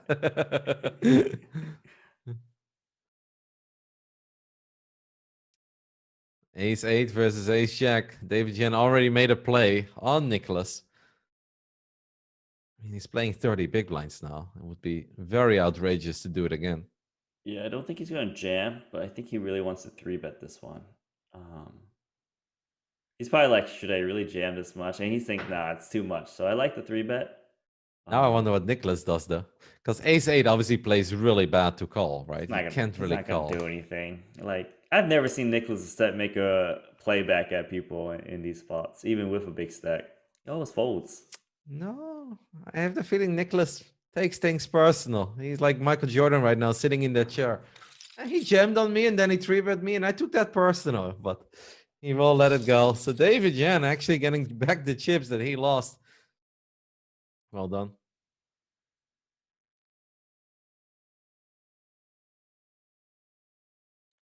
I want to see some Sean Daniels like craziness by the end of this final table. Like this guy cannot go down with not making a single play. He's just like it would be a fake hype, during the pre-show. Hyperbole. It's gonna be so good. All right. Makes the call with King 8 on the big blind, but that is a disastrous flop for him. Jason probably likes it quite a bit. He's now wondering how is he going to get some chips. And he decides to check it back. Yeah, I think lets his opponent maybe make a play later. Also prevents him from getting check raised and having to call down a turn and maybe even a river shove. Like he might just want to avoid that altogether. Let's check again. At this point, Sean Daniels probably thinks that. I mean, what kind of hand could Jason Koon have that like really doesn't want to bet and is nothing? Like he even blocks King Queen, right? Like if there was King Queen, Queen 10, like. Yeah, I think he knows Jason Koon has something. He might be either a weak ace, pocket kings, these types of hands. Yeah. Jason does bet on the river in the end. But to go by the famous words of a very wise man, at least he got to see all 5 cards in Nanonoko. Look at these hands real fast. Just look at them. Uh-oh. Ace Queen suited, pocket nines, and Ace King suited. Pedro has been very quiet so far. Vieira is going to open things up. What does Sami Calapuro does? He just called. Oh, that's such a good spot for Ace King suited. I mean, even if it's 30 bigs, do we just jam it, Nano? I mean, obviously jamming, there's nothing wrong with it. I think squeezing is the right play because you got the button. I think you don't have to necessarily jam. You can just kind of. What sizing do we go for then? Like 500, 510 or something? Yeah, something like this. You do need to size up a little bit more just because of the extra player in there. Mm-hmm. I feel like he's 610. just gonna jam though, but I think yeah, no, I like the 3-bet. Perfect. It's not that big. I mean, it's obviously still big, but 492 makes it 8 big blinds. With these stack size, fine. He's only playing 30 big blinds anyways. He's trying to put him in a push or fold situation, which I think with this size it would work. But If Vieira jams, though, he's in serious trouble. a lot of guys would. They might see this as a squeeze spot. But Pedro hasn't played many hands, so maybe he can find a fold. It'd be a nice time to play tight for Zhao. Vieira is a man who's very ICM aware, but he actually just sends it. Sami Calapuro is wondering what the hell is happening here. He's got 9s. He's going to probably let it go. This would just be insane. But ace-king suited is not going to let it go. Might be a little worried if you're Pedro here, but these guys are basically playing 4 stacks. Diamonds versus hearts. Oh, There's the queen, though. We need a king or a 10, or Pedro got bamboozled. Can we find a king or a 10? King, oh, maybe? no. King of clubs? What is that? No, it's the jack of clubs. What a tease. Vieira with the double up, and Pedro is pretty much eliminated. That's a painful one for Pedro, man. Final table, you've been playing tight. You get it in real good. Lose all your chips. Should have just jammed pre-flop. Would have prevented that altogether, huh, Roddy? Yeah, probably, because you don't really like to call off, right, with ace queen. I don't think he would have called, yeah. Vera thought he had fold equity, and he probably did. But for some reason, before that run out came out, I actually had a good feeling Zhao was going to win that hand. Just because I was saying Niklas Astedt versus Vera coming up. These guys have been here too many times to not get it done finally. Feel bad for Pedro. Final table, 25K. Last week, I feel like he played really well. He could have won the high roller Super Millions. Back-to-back final tables for him. Vieira getting a little bit out of character here, opening up Jack 9 of hearts under the gun +1. Well, with 4 million chips, like he can get away with this, but it's Vieira, mate. Vieira doesn't do these things, okay? Ooh. All right, see you, guy. That is probably it for Pedro, unless he finds a magical 5 on the river. But even if he does, that could be a 5, but it's not a 5. And it's going to be a 4. That will do it, Pedro. Now everybody's showing their Jackson threes. All right, guys, thank you very much. Pedro out in 8th place. It's Jason Koon. Oh my goodness, oh Nano. My god. And Niklas Astedt, 1 king dead. Oh, that's this so was brutal. a little slow for a hour, but now everyone just dying. They're gone. The king of diamonds is the only king that's going to help David Yan. Is there any way that we're just not going to get it all in? Yeah, right. Well, unless David Yan thinks he can slow play his opponent post-flop, but the way David Yan plays, does he strike you as a guy just to see a flop just in case? No, okay. And that's a big race too. So David Yan is going to take a couple seconds to pretend like he's got a decision. He's going to get it all in. And he actually has 1 out, guys. The king of diamonds. It's possible. We've seen the 10, ace 10 run out in the pre-show. So I'm expecting, the king, X, then the ace.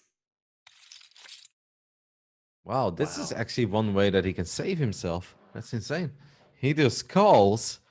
And Jason Koon actually probably didn't even want to see that ace. It'd be so much better for him if that ace was just a 10 or a 4 or a 3. But wow. I'm surprised we did not lose David Yanda's hand, Roddy. Like, it's... I was like, what did I say, right? I was like, does he strike you as a guy who wouldn't get it in pre-flop? And he somehow didn't. Obviously, the queen's a terrible card for David Yan, too, because he's like, could be up against pocket queens. Whether it's queens or ace queen, ace king is a bit less likely, but it's always possible. But yeah, if it is ace queen, for instance, his opponent feels real good. Oh, Jason Koon, you tricky old dog. I like it, though. The right play for It is very smart.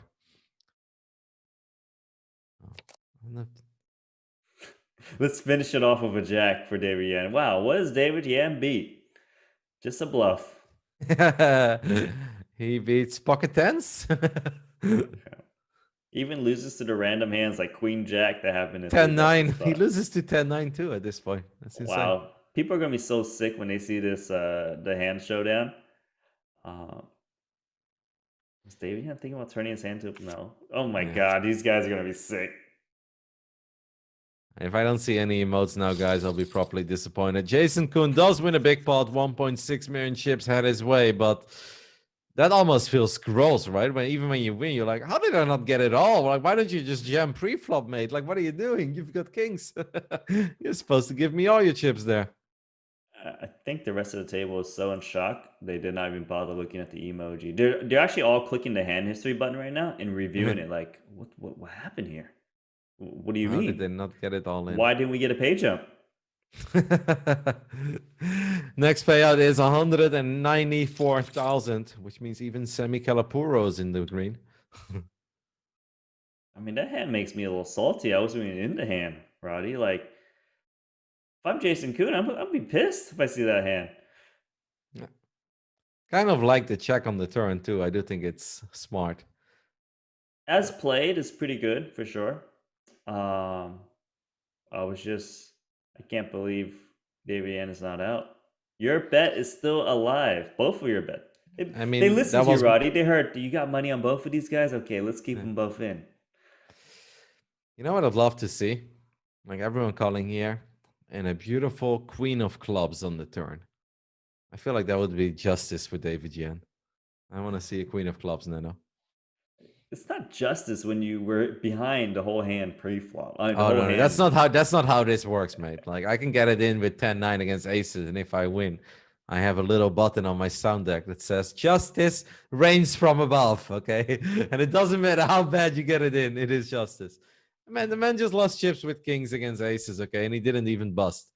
So I guess David Yan's thinking about should he just jam this potentially on the flop? I wouldn't hate that, to be honest, because he doesn't have that many big blinds left, right? It's like 16, 17 bigs. Yeah. I actually kind of like it. Hope for the best. Vieira probably, I mean, that's a lot to call off though, right? That's a million chips. He cannot make the call with second pair and a gut shot. Well done by David Yan. I don't want to say he's back, but he's back to 1.9 million. Man, if he wins this tournament, Roddy, it'd be so sick. Like, he's free rolling at this point, in my opinion. Mm-hmm. He can dodge bullets, baby. Sam Greenwood with his suited ace is going to raise things up from the cutoff. David Yan with Danny on the ground, his favorite hand. Make a little call. Oh my goodness, what a flop for Sam. Flops the gutter ball and the nut flush draw. David Yan actually has the best hand, but he's probably behind, right, on this board, like percentage-wise. Yeah, and I'm just trying to think he's behind. The bottom pair, I don't know if you should call. I know you have the backdoor diamonds, but if you didn't have the backdoor, you definitely should be folding. Because you do, I guess it's good enough to see a turn card. I think Greenwood should bet again though. And seems. What do you think the percentage is now? You think David Yan is ahead? Yeah, David Yan's definitely ahead. 100%. He's ahead. But it's close though, right? I think it's like 55-45. No, it's not that. No. It's pretty close, mate. That's one of the million outs. He's definitely ahead now. Yeah, thanks, Nana. I'll look it up for you. I seem like you're dying inside. On the turn, I think at best it's like 60-40, but it's not more than that. Every queen, every ace, every club. It's like 4, 7, like 16, 17 outs. It's pretty reasonable. Wow. Maybe I might win this hand. Let me look at that. I'll tell you the percentage in a second, but this is quite interesting. It's a tough spot for Sam Greenwood, right? Because it is very possible with the way that David Yan played the hand that he had a queen, where he played it kind of passive and he just called. Yeah. But on the other hand, it's David Yan, and you also know that he's going to do this stuff, Nanonoko. Everyone's turning their hands into bluffs these days. It'd be so hard to find a call with the ace deuce here. Really, like, from an obvious point of view, he only beats 2 clubs. But he's holding a bunch of clubs too, so that doesn't help. 8-9, but 8-9 probably doesn't even call it a flop a lot because you hit a queen, they got an ace, so that's stupid. Yeah, this is the amazing call. This is what it comes down to. You cannot find that amazing call. David Yan wins even more chips, and he is once again showing us why we hype him up and why we give him a lot of praise in our pre-show. He is just a fun poker player. All right, Nana, tell me the percentage. On the flop, I think Ace Deuce was ahead. On the turn, I think it's very close, like 60-40 at best. 34% on the turn, Roddy. That's it. Told you. On the flop, though, David Yan was behind. He had 47%. Yes. That's what okay. So I was right on the flops. Yeah, okay. You have no idea how to play the turn. The flop's a lot easier, Roddy. Don't worry. It's funny when you have the best hand, but you're actually behind. Like in PLO, that happens all the time, but in No Limit, it doesn't happen too often. Yeah, I wasn't sure on the flop, to be honest, but nice catch. That's what I'm here for, Nanonoko. I have a friend who is the world champion in StarCraft, and he makes fun of my StarCraft casting all the time. And whenever he joins, he's like, I'm here to make sure you don't miss the tiny details. Even though I don't miss any tiny details, but when he says it, people believe it, right? Because he's the world champ. That's what I'm here for, Nano, that you don't miss the tiny details. All right, guys. That was it for the first hour of the High Roller Super Millions Week 44, the 25K buy-in this week. We've lost 2 players. Really unfortunate for Pedro to lose with Ace King. We're going to take a couple minutes, and after that, we'll be back with what should be a pretty spectacular second hour. Hello, everybody. Daniel Negreanu here with some good news from the GG Poker Network. We've been preparing a promotion for the new year called GG Care. As any poker player might know, sometimes you find yourself in what we call unfortunate situations, some ugly bad beats, right? Well, that's where GG Care comes in. GG Care will take care of you with huge prize pools available every day. Let's see how you can get your GG Care benefits.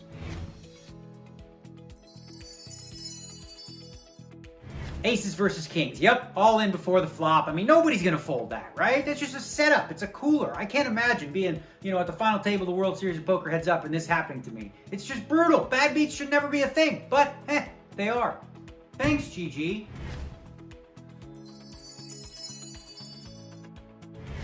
I flopped the top set. Very nice. Some fucking idiot chases a runner straight to suck out on me. Unbelievable. But in my darkest moment, GG Care was there. Thanks, GG. Flop the second nut set, the middle set on the flop. It's an impossible cooler. How can you be beat there? The guy has top set. Nobody's folding that. Sometimes it just feels unfair. Thanks, GG. As you can see, in the most unfortunate of situations, GG Care will appear for you. Are you curious how to get these benefits? Don't worry, you don't even have to lift a finger. First, simply enjoy the game as usual. Whenever something unfortunate happens, GG Care will be there.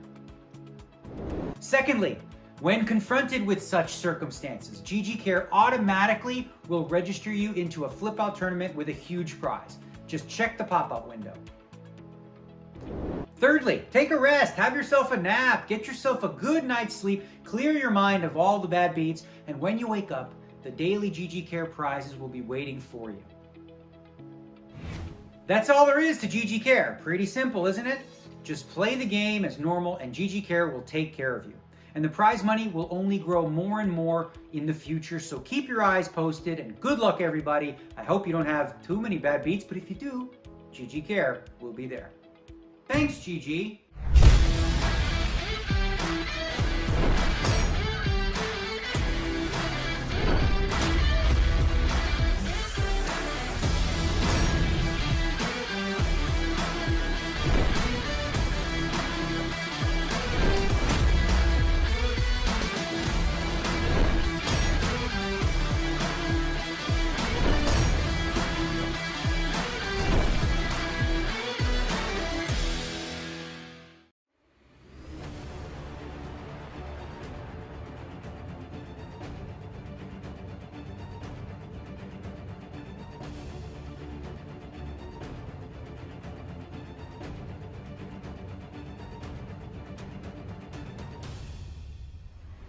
Elkie was waiting to come back to the final table.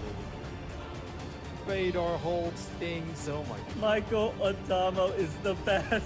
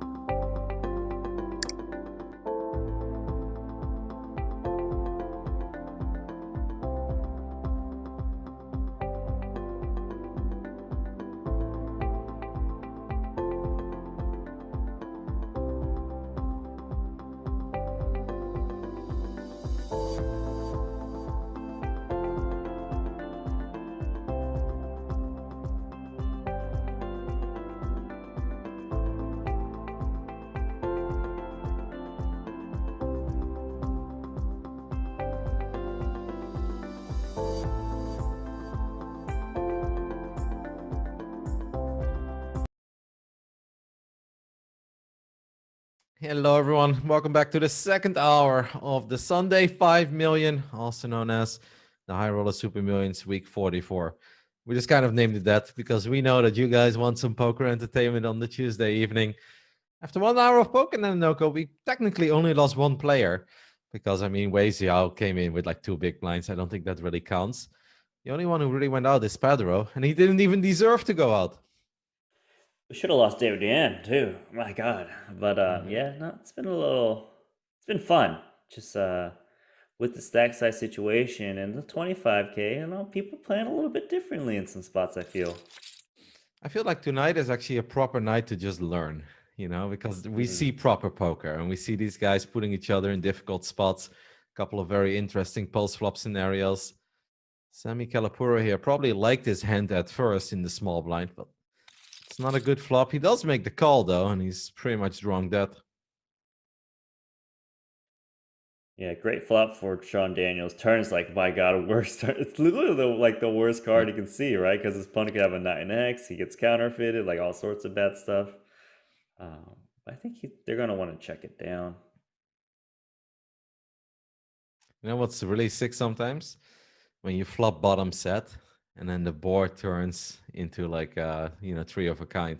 When you have like deuces, and the flop is like deuce 5-5, and you're loving life.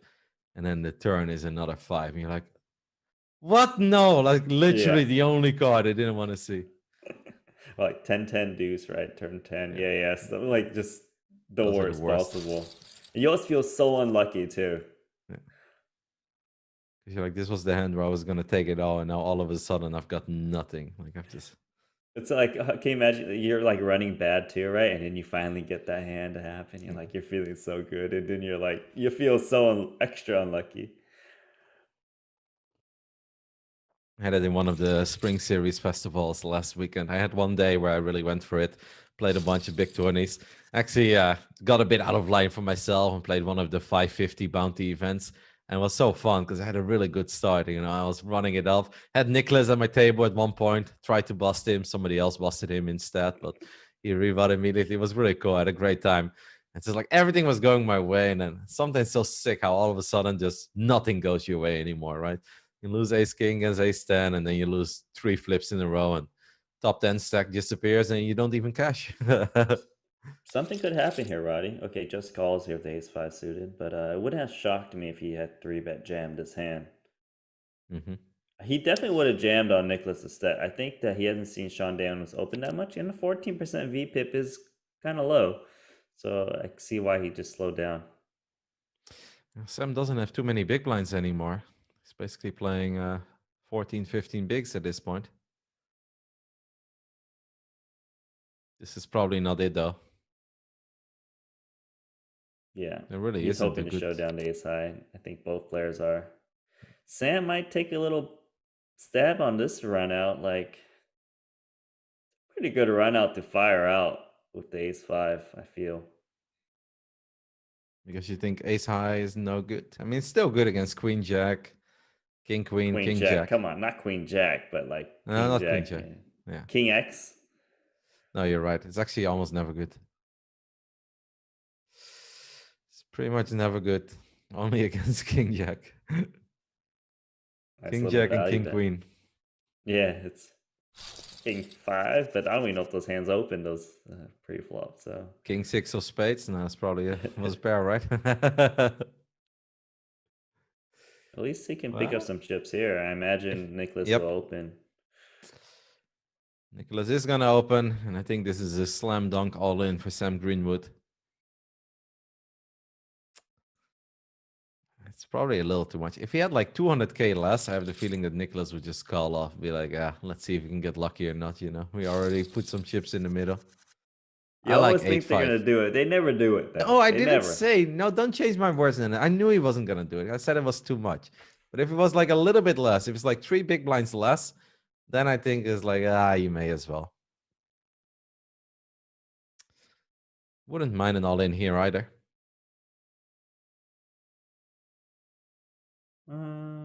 Yeah. Let's see.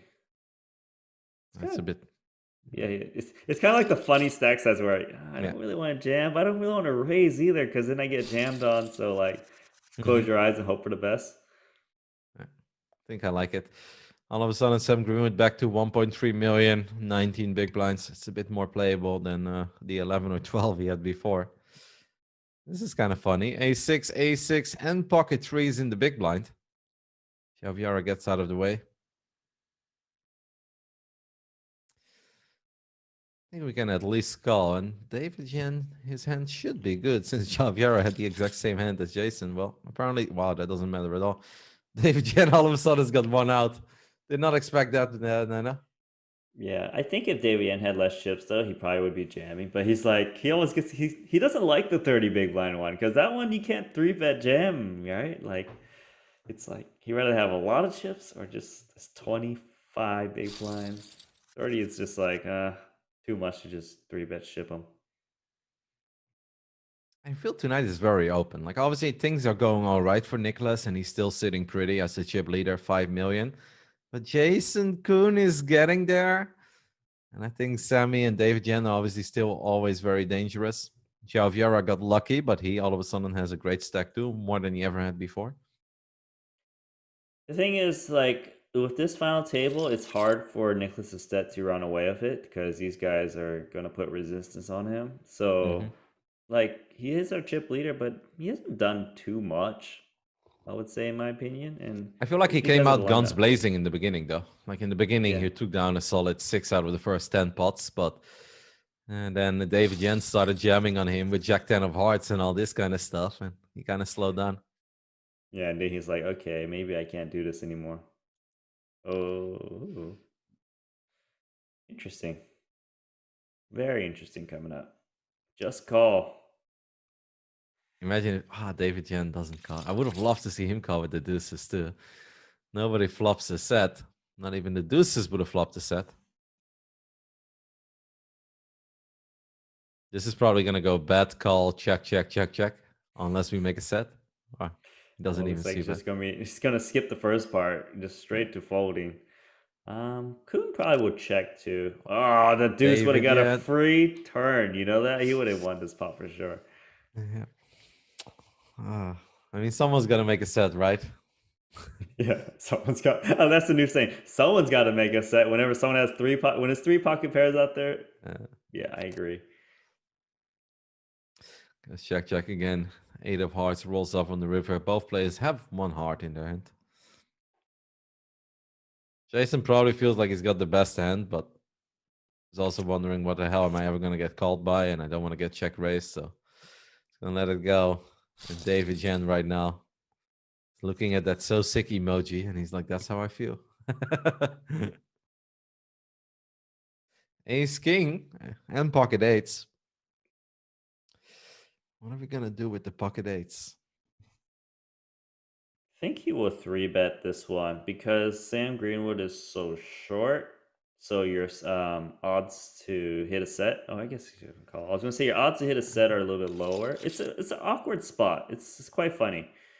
It is, but I think I like calling more here because if you 3-bet, it's so likely that the short stack that open under the gun will jam. And then all of a sudden you're playing for 80% of your, or 70% of your stack with pocket 8s. And it's not the worst thing in the world, but it's not a dream scenario. It's a good point. I think if Sam Green was a couple positions down, he definitely would be leaning towards 3-betting because you have more fold equity. Yeah, I think you're right. Like, is Sam Greenwood opening, I don't know, 10-8 suited on a gun? No, he's not, right? So those hands that would fold, definitely not. You're on point today, Roddy. Well done. The tiny details, Nanonoko. I'm here for the tiny details.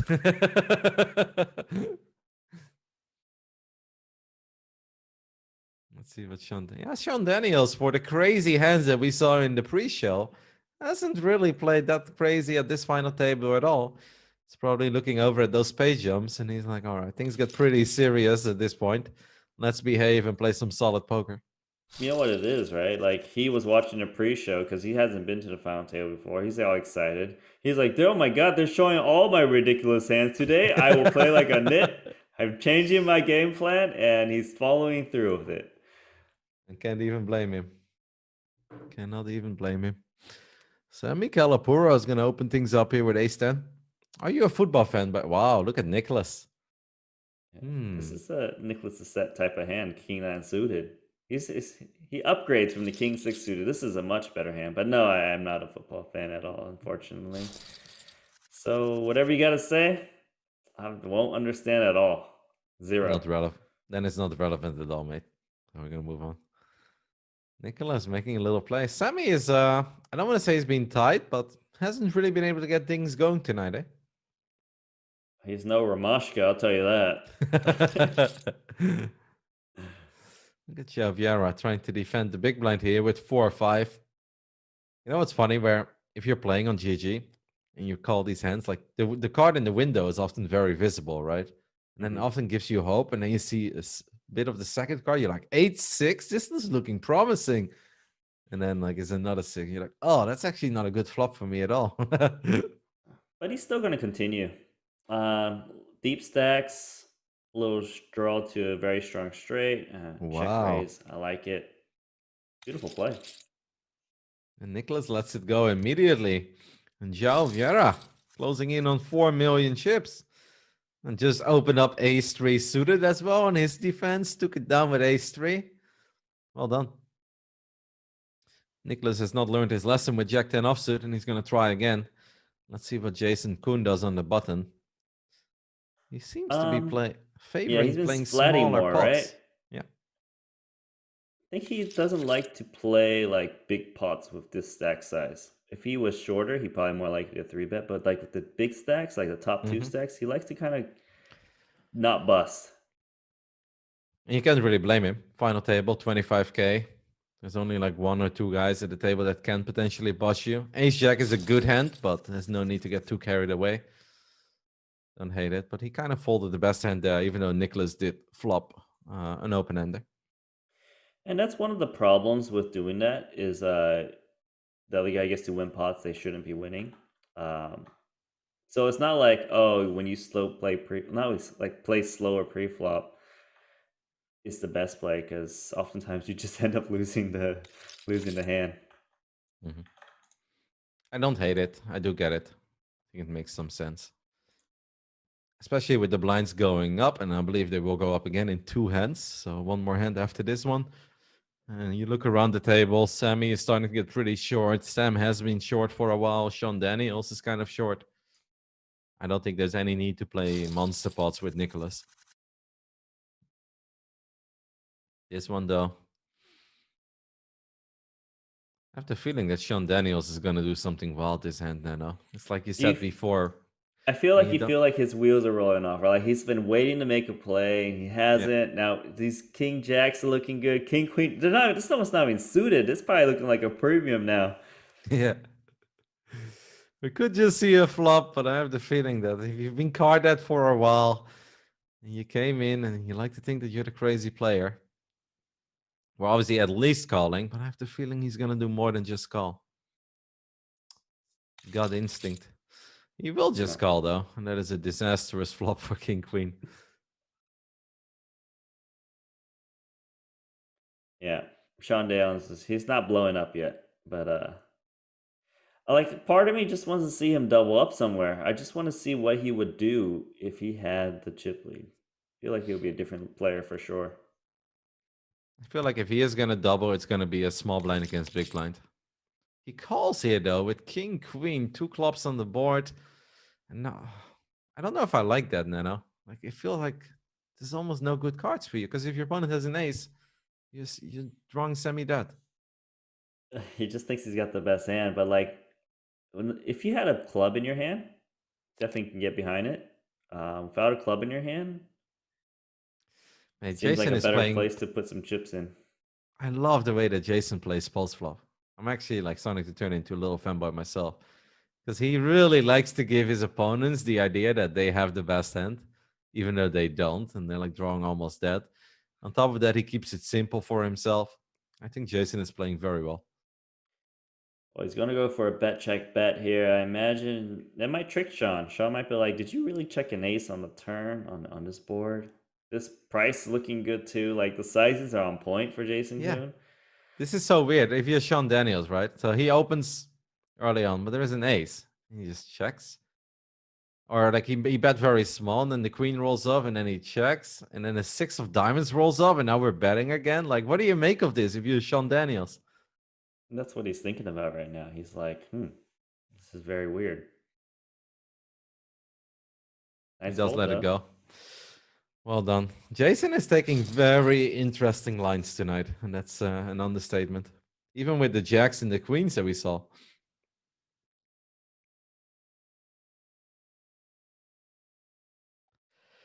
Sam wondering if he should open it up with a6 suited under the gun, and he will. Niklas will probably defend his big blind, though. He's got the chips, 10-8 suited, and that is a magnificent flop for Niklas. Yeah, and for Sam Greenwood, not a great flop, but then sometimes you try to look for some spots, and when you look at the back doors, this is a good hand to have a back door with, right? You can hit an 8 of hearts, you can hit a 4 of hearts, any heart. Yeah. So now he's starting to bet. I wonder if Niklas raises here. It's small bet out of position. I kind of like raising. I feel like you give your opponent a lot of times ace king, ace queen to just check back the turn. I think I'm totally with you. I'd love to see a raise here. Niklas agrees with us. 3 wrongs don't make it right. But I think in this case, we were right all along. Sam is forced to fold. Jason Koon wants the table to know that he had the deuce of clubs. Thank you, Jason.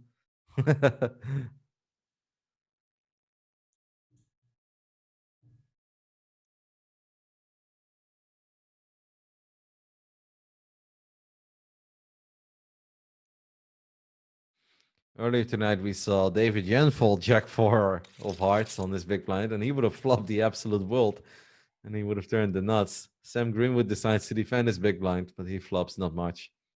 Yeah, absolutely nothing.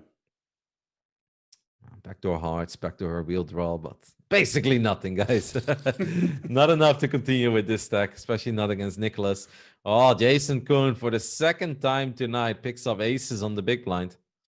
This could be interesting. I think there's a chance he calls a 3-bet king 10 suited. Like, just seems like, oh, button versus big blind, big stack versus big stack. A lot of guys will call here. Even though Jason Koon, the way he's been playing, you kind of want to fold right now, right? Because he's been slow playing some big hands pre-flop. He's been calling a lot. Oh, that's a big though. That's very big. A little greedy, Roddy. He's really trying to outlevel his opponent with the bigger size and thinking it's more like a polarized 3-bet. Yeah, basically makes it 9.7 big blinds or something that was. That makes you a little sad. I can feel it. There's a couple big blinds too much, Roddy. Yeah. Would have loved to see him just go for like 6-2, 6-5, maybe 7. But that was close to 10. 10 is a little much. 8 would be a lot, but would be still hefty. But like, that was. But it does kind of confirm what we said before, where it feels that he doesn't really want to play big pots with Niklas. And I want to play big pots with anyone when I've got 2 aces. I'll tell you that, Roddy. Yeah. But even 2 aces, there are many bad flops with 2 aces, right? The flop rolls off and it's Jack 10, 9 or Queen, Jack 10. Like then all of a sudden you're like, ugh, do I still love my aces? Don't think Niklas can call this. It's obviously a bit too much.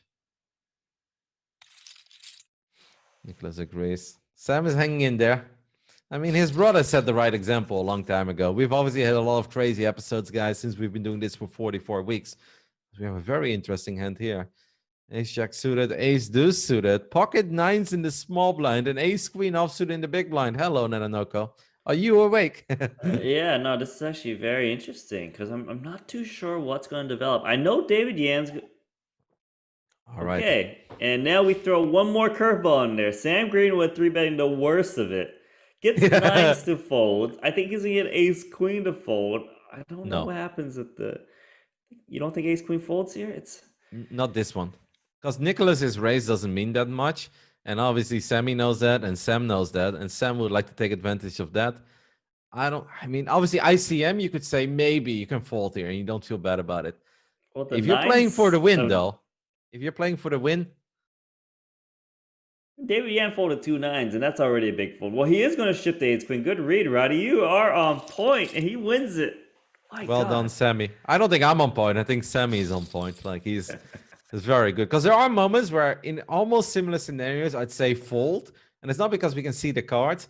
It's just by the way that the dynamic that Sam and Niklas are obviously building up, and Niklas being the chip leader of the table. And on top of that, Sammy has been pretty card dead for a long time. And if you then get ace queen, you're like, this is mine, baby. Like, I'm not letting this one go. No, well done. You're always in touch with the timing. Like, have these guys been running hot? Like, are they getting antsy? Like, they're gonna just go for it. Well, he saw Jalvera shove the ace queen into ace king, and maybe he thought the ace queen wasn't good there. But what about this hand though? Two short stacks. Not a dream flop for 7-5, but it's does not the bad. 7-5 just go crazy? Because Sean had a lot of chips. I mean, a good amount. You gotta call grinding here. down. You gotta at least call. I think he jams. I don't know. I just feel like it's coming, but it's never coming for some reason. Bad card on the turn for Sam. Yeah. For both of them, to be honest. I think the standard's to check Roddy, but I wouldn't mind if he bets and just checks back this river of 2 9s. Yeah, I like it. Just think about it. Say your opponent has an even turn 2 pair or an ace. You have 2 outs anyways. It doesn't really matter if you fold those kind of outs. You don't want to fold you don't want to bet and fold like a 6-outer type hand, right? But with 2 outs, might as well charge those top those were top pairs. Niklas gets a walk with pocket 8s on the big blind.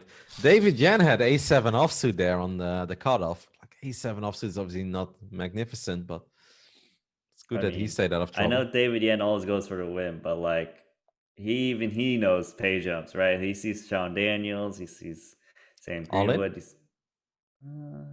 Yeah, I think so. Because Sam Greenwood likes to target the chip leaders a lot. Mm-hmm. And with this hand, never mind.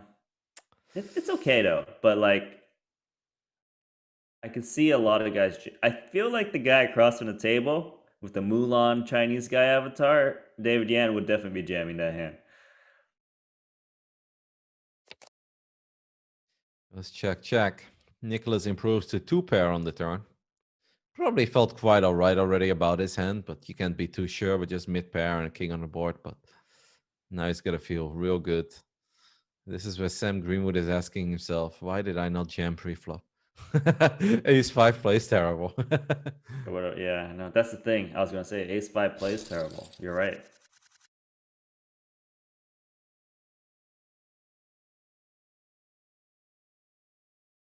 I feel I'm really enjoying this tonight because it's different. It's not necessarily like crazy setup after crazy setup and massive swings, but I honestly feel like we're seeing the players put each other in very uncomfortable positions. It's a grind, but it makes sense when we're playing the final table over 25K. I'm really enjoying how it's unfolding so far. Roddy, did you read that stupid comment that our guy? There's a fake poker Sasha in the chat saying that you're a no limit hold'em god. I mean, apparently you keep telling me that this person says you're the shittiest player in the world, the shittiest PLO player, right? You can't possibly think you're good at no limit watching this now. No, I don't. I'm not reading the chat, so I don't know if Sasha is actually there and if she's being nice or not. But it's funny because right before we went live, as we have Niklas trying to take this one away, Jason Koon doesn't want to give up, but what a run out this is. We'll see what happens on the river. Sasha posted a little picture on Twitter where she's like, I played some live poker and now I'm back at GG. Can I make another final table? And I just replied, highly unlikely. That's a good one. Okay, wow. Look at this. Yeah. So check on the flop. Bet small on the turn and river.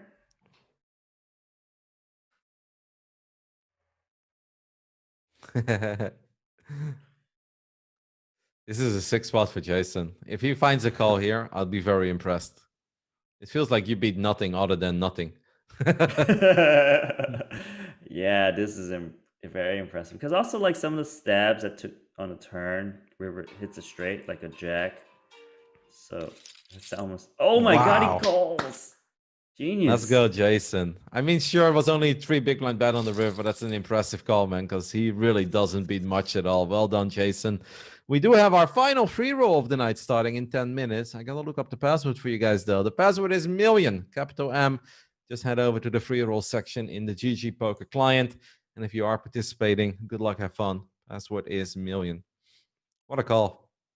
No, because like a lot of times you see some nice calls, but it's just one bet. But this is a multi-barrel, like a turn and river. That's very hard to call with that hand on that texture and on that river card.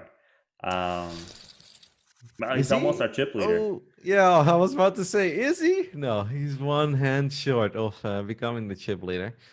Niklas though with King Jack. Niklas is, I feel like he's getting a little rowdy right now, Nanonoko. Like, are you feeling it too? It's like kind of this unsettling feeling. He's my pick to win it, but what the hell, Niklas is I mean, god damn. You know what's the thing?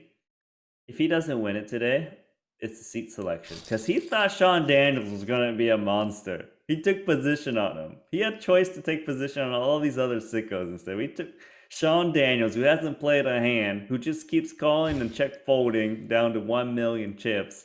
Telling you, if he doesn't win it, that's the reason. Yeah, poor Sean Daniels. He's the ice cube. 12% VPIP. Jason Koon does not flop a lot, but ace king is still ace king, and he does have the ace of clubs. So I wouldn't mind seeing him c-bet here. He doesn't have to, but I don't think it'd be a bad play. He probably will. He's going to put at least a quarter pot in there. Going a little bit. He's going much bigger than that, but yeah, nice play. Yeah, our producer also showed it to us that it was Sasha in the chat. Makes me happy. I don't think she means it though. She's been harassing me, Nanonoko, because I lost a side bet to Sasha.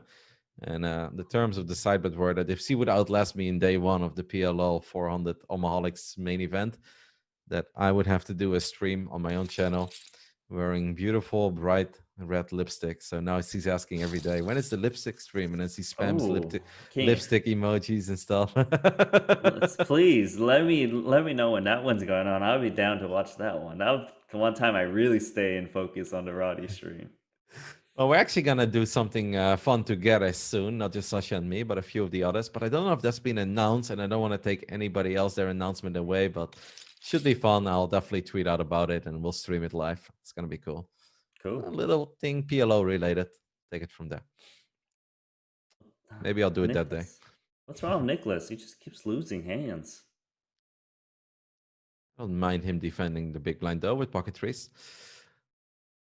I feel like Niklas Astedt hasn't been running hot, but he's actually done pretty well for his stack size right now, right? Like, feels like he should be down more. I don't know why.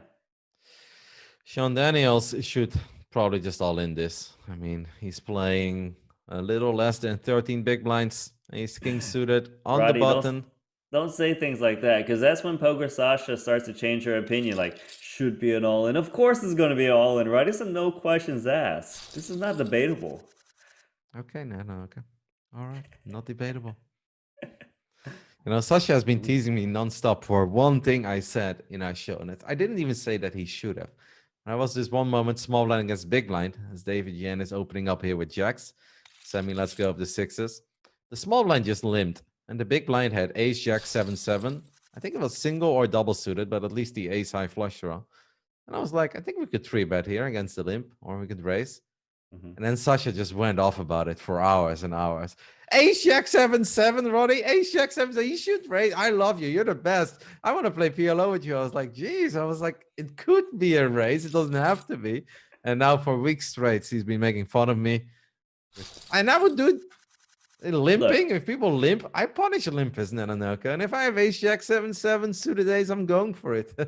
I mean, look, you tell me ace jack 7-7. I see ace jack and 2 sevens. I'm like, that's a good hand, because you know, like it's hard to get those hands and hold them, but you get 2 of them in one hand. Like... That's how I see it as well. You play 2 kinds of the board. You know, you go a little set mine, you go for the ace high flush, maybe a Broadway straight. But according to Sasha, this was the most out of line thing that anyone has ever said. Well, this is out of line from David Yan. Nice. I can't believe this guy's still in it. He should be out. He heard us talking about Jackson sevens, and he's like, I'll show you guys. We've actually seen a lot of big pairs playing it slow in this 25K today. And like I said, I kind of think it's a 25K factor a little bit. I think this ace king might You think he slow plays again, or you think he 3-bets finally? I think he 3-bets. Oh, well, this time he doesn't. Man, Jason really does not want to get. I don't want to say out of line because 3-betting ace king is not out of line. Well, that's an action flop if I've ever seen one, right? Bottom 2 pair for Yeah. Niklas. Well, Jason flops a gutter ball and obviously the ace high flush draw. Well, Niklas is going to check his bottom 2 pair, and I think the main reason is they're playing 5 million deep, number 1 and number 2 in chips. He doesn't want to blow up the pot. His hand's very vulnerable, so which is unfortunate. I like Jason. Oh, I wanted to say I Nice. like Jason Koon's hand a lot more than Niklas. What I want to take about that back. He can't win it. Not even the royal flush or straight flush anywhere. I think he should check though. The jacks are. Oh my god! But he's not gonna go broke. He's not gonna go broke. Yeah, it's good that the 8 of clubs. The 7 of clubs have been a lot worse. The 8 of clubs is very good because of the obvious straight flush out there. Niklas Astedt checks. I think he's just gonna check call though. I don't think he's gonna raise the jack 9. You think he will? This is a funny hand. I'm surprised by that check, to be honest. You think he just calls here?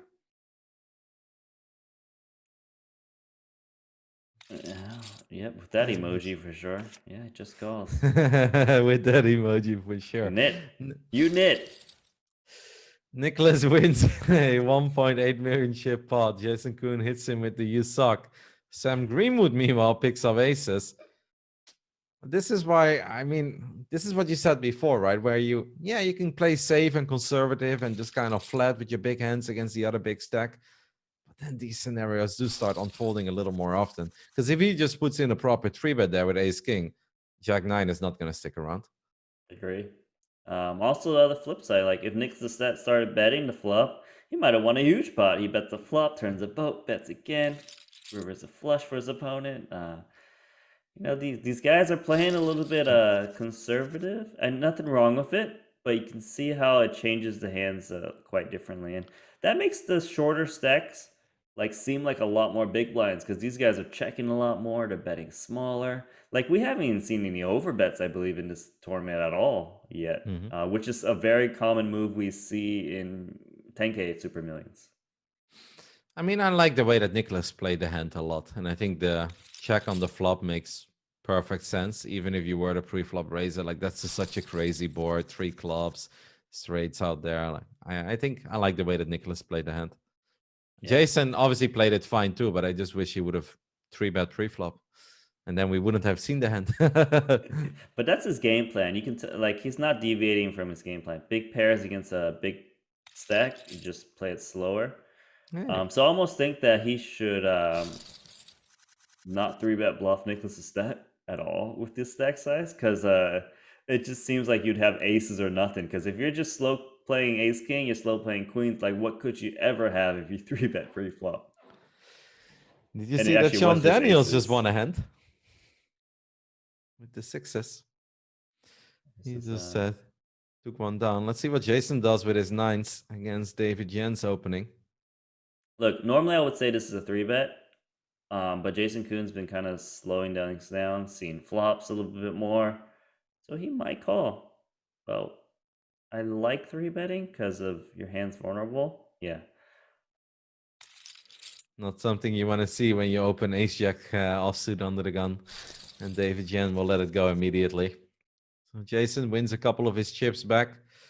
Sean Daniels, he just opened up 6s, took a little pot down. Whenever you get that sweet taste of victory, feel like, can I do it again? This time he raises king queen, but we have Niklas Astedt right behind him with ace queen offsuit. Let it go, I guess. Yeah. Seems like the worst tournament for Sean Daniels, honestly. Like, he has not gotten to do anything. He gets getting marginal hands. He never gets aces. He never gets kings and queens like these other guys.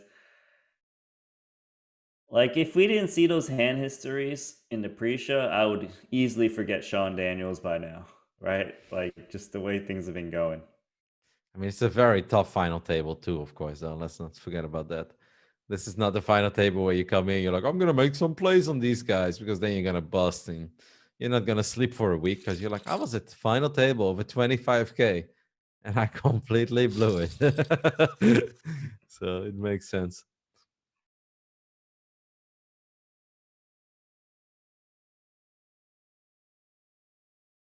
Interesting spot coming up, I feel. I'm not sure if David Yan's going to potentially jam this. I mean, like, does he really want 3-bet jam on Vieira? It's tough with ace-9 off. And then Sean's a king-10 in the big blind. If David Yan folds, like, do you really want to jam with 11 big blinds with king-10? Probably not, so... Oh, All wow. right, and then Zhao just open jams himself, practically. Yeah, that's Funny. pretty much it, right? 'Cause I guess you can say you could maybe still fold if Sami Calapuro jams, but that's a wild play that we haven't seen a whole lot. I do kind of like it. Vieira takes it down with the Jack-10 suited. You think he would have? Let's say if Sami jams there, 1.7 million, can you still fold? I don't think so. No. No. Be stupid. If you're gonna fold that, then Uh-oh. yeah. 10-9 offsuit, all in from the small blind. Niklas Astedt wakes up with ace-7. For the tournament, be fun if 10-9 come on. wins, and 10-9 is winning at this point. We need to avoid aces and aces only. And if we do, Sean Daniels will double up, and that's not an ace. There you go. 10-9. Flops really good, Nanonoko. Well, Sean finally got to do something. Oh man. Niklas Astedt, man, he's my pick to win it. Can't get it Hey, done, he's doing Roddy. good. What are you, Yeah, what are you but- talking about? He's chip leading. He's at 5.5 million. He Look, started the Roddy. final table with 4.5. He's doing fantastic. I want him to have 8 million chips so I can talk about how he's gonna win it when there's still 7 people still at the table. You know, like that's my thing. He's not giving me the opportunity right now. That's probably a good thing for both you and Niklas, mate. How about this one? Ace-4 is weak though. It's quite Yeah. weak. If it was suited, but even offsuit, Niklas makes the call immediately. I don't know if any aces are dead. Trip fours though. Nope. Aces and aces only. Oh, we need an ace or Sam and Greenwood will be eliminated in 7th place. Is it an ace? Nope, that's not an ace. Could be a 4, but doesn't matter. GG, Sam Greenwood is out. Niklas Astedt wins a 3.1 million chip pot. Not quite 8 million, Nano, but 7 million. I'm feeling real good, Roddy. Like that one put a smile on my face. You saw how fast he called him too. Like some people think about that and maybe even fold some other players. But like these two have been battling throughout, huh? The final table. David Yan receives a walk here with 4-3. That's gotta feel pretty good. So 194K, I believe it was for Sam Greenwood. As we have ace king against ace king here. Don't think too much is gonna happen. Probably gonna chop it up. Let's see. I feel like Vieira likes to keep the game simple for himself in these spots too, so he might just jam and then Sean Daniels should call. Yeah, it honestly doesn't matter if you. I like jamming personally. Against a 20 big blind stack.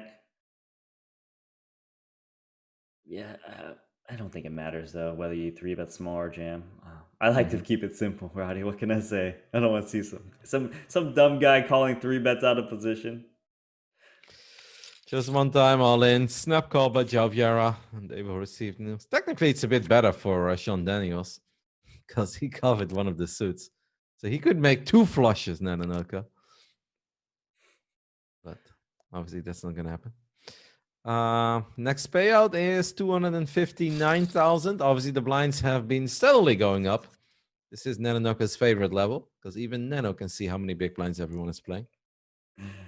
I really wish we get to the million chip level one day. That would be the easiest for me. Like, okay, Davian's got 1.3 big blinds, you know, like keep the single digits.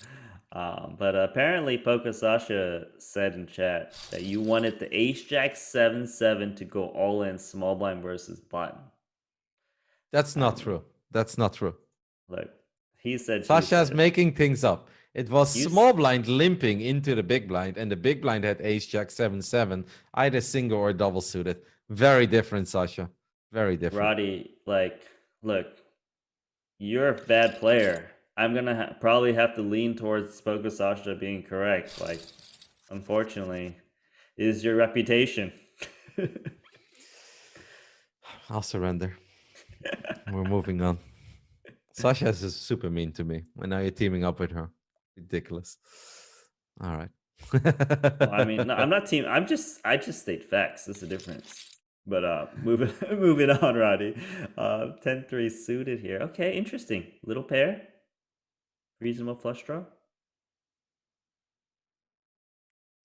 Guess we call and play a turn, right? It's one of these hands where you don't even really know what you're getting into, but I agree. it's obviously not a very spicy turn card for Jason. It is a lovely one for Niklas. I wouldn't mind a check here. Nah, you probably still bet. The reason you don't check, Roddy, is that the ace is a card that Jason Koon in the big blind won't be betting very often because he just checked it pre-flop. So basically, you just expect them to always go check again. Cannot wait for our little Omaha showdown. That's gonna happen soon. I'm gonna make highlight clips when I bust Sasha. Even if I'm wearing beautiful red lipstick all over my face, mate. It's gonna happen. And we're gonna make sure that she gets it in drawing that, okay? Or bare minimum running. I mean, it's hard to draw dead in that game, I'm pretty sure. It is, but we've seen it. We had a couple guys actually going all in drawing that. Niklas is closing in on your 8 million chip barrier, mate.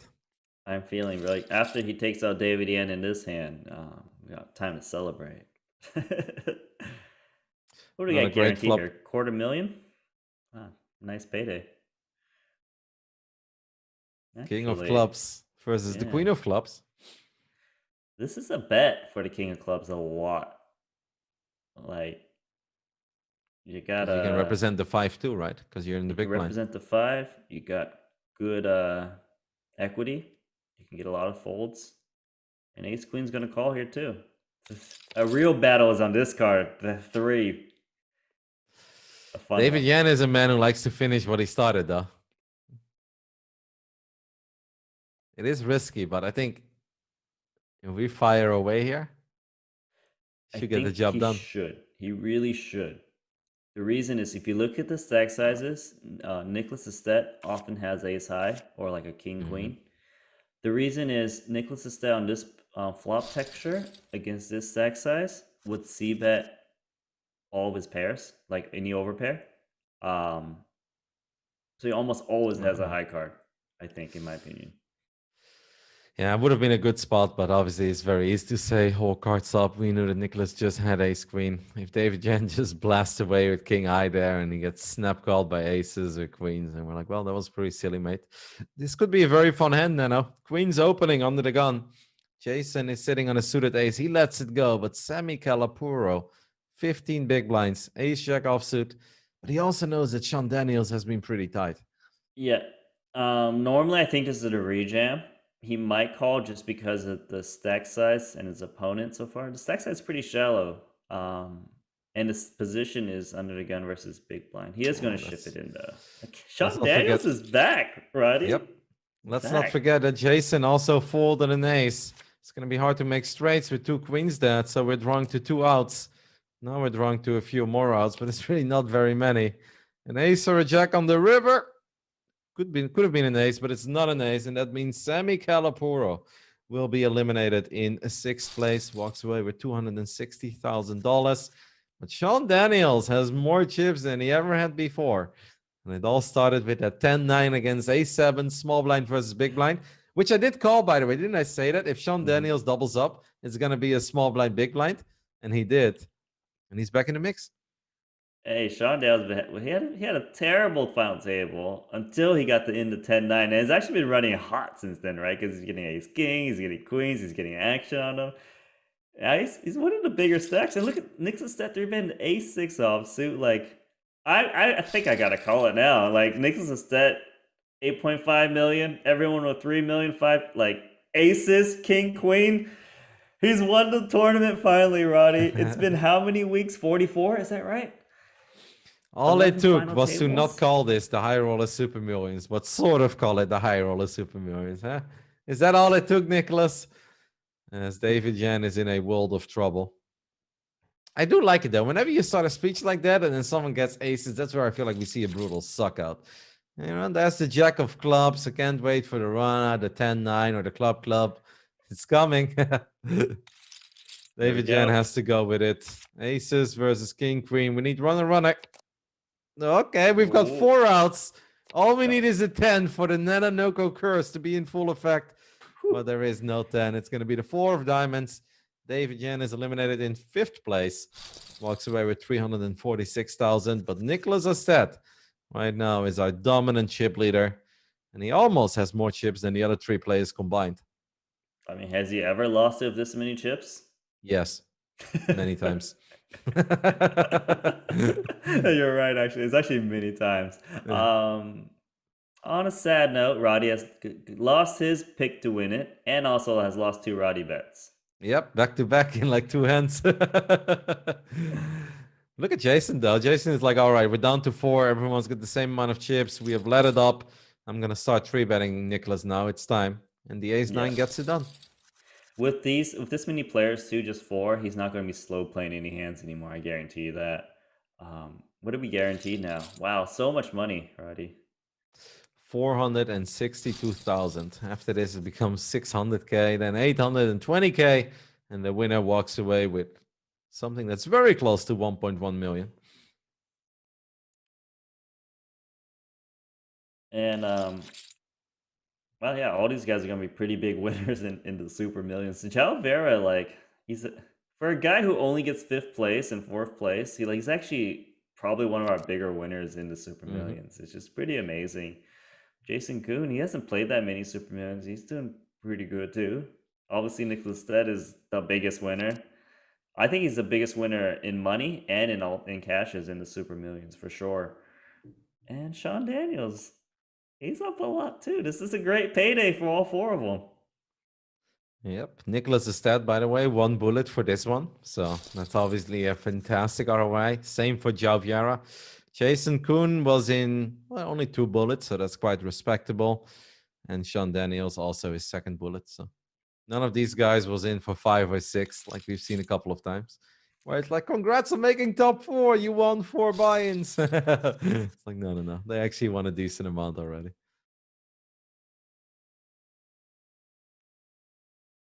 So Niklas Astedt, I think he's going to raise the button a lot. Obviously, Queen 5 suited. Vieira in the big blind. Yeah, if he's folding 8-4 suited with 30 big blinds effective, then you should be raising the button a lot. I mean, this is kind of the dream spot, right, for Niklas, because it's ICM hell for the other 3. The pay jumps are so big, so they're all looking at each other. And I feel they will go down blind by blind, and Niklas will just kind of keep increasing his stack. And if he ever finds like true resistance, they probably have it. Yeah. Like now he's gonna get walks and stuff. I think in like when the next blind level goes up, it's gonna be even better because like with 30 big blinds, they still have a lot to play. But with 20 big blinds and lower, it's just kind of like, all right, they've got it when they rejam and they're just gonna fold and just raise, and they defend the big blind so much less too.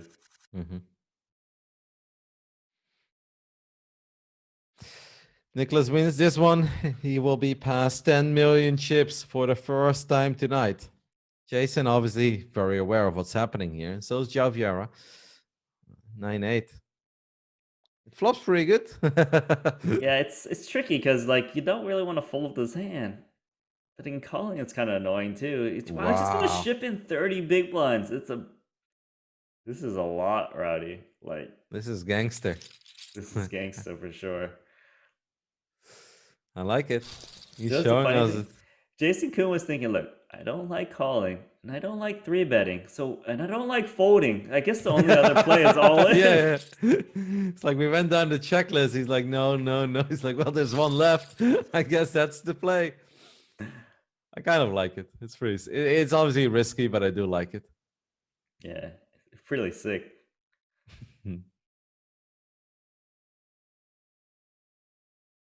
Sean Daniels. What is it with Sean Daniels and Queen 7? You remember our pre-show? That's the hand where he blasted away. What is it with Queen 7 offsuit? I need the story behind this. We try to end him or something, you know. We want to end it in style with Queen 7. I think he'll get it dealt at least one more time before he ends his tournament. Out of all the hands to have like a weird affiliation for, Queen 7 offsuit? Like, there must be something very special about this. Random straight, huh? Yeah, that's like one of these hands that you had no interest in. And you're like, oh, I've got a straight. Like first I have ace high, and I think that's good. Somehow end up with the wheel draw. Sean Daniels, don't do it, mate. I know you love Queen 7, but don't you dare to raise here. Don't do it. This would be so unnecessary. So unnecessary. Oh my God. Nice. Nicely done, sir. Nicely done. What? Okay, we need to find out, honestly. Like, I'm done with this show. Our producer needs to reach out to Sean Daniels and ask him why the hell does he love Queen 7 offsuit so much? He's lost so many chips with Queen 7 offsuit.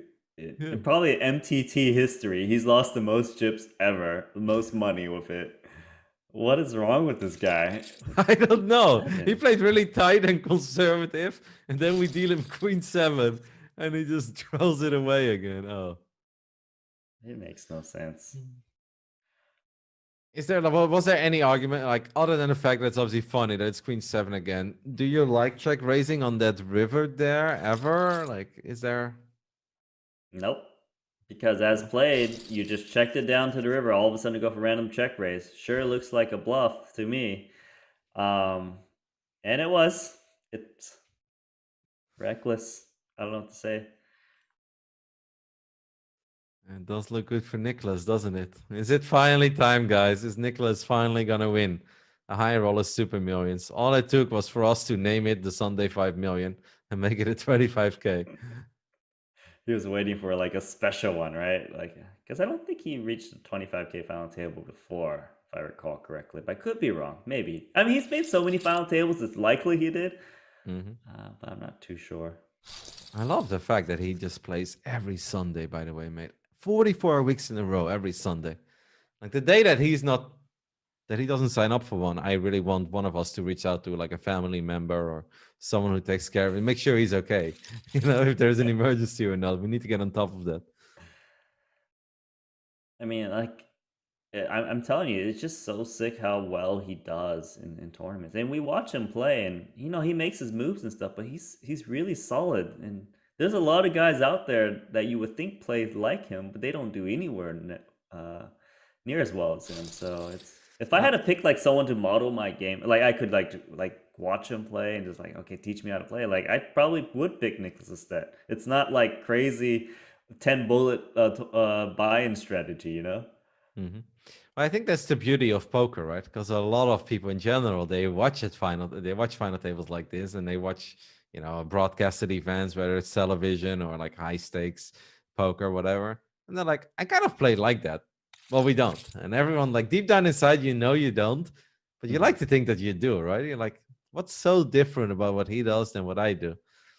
And that's the beauty of the game.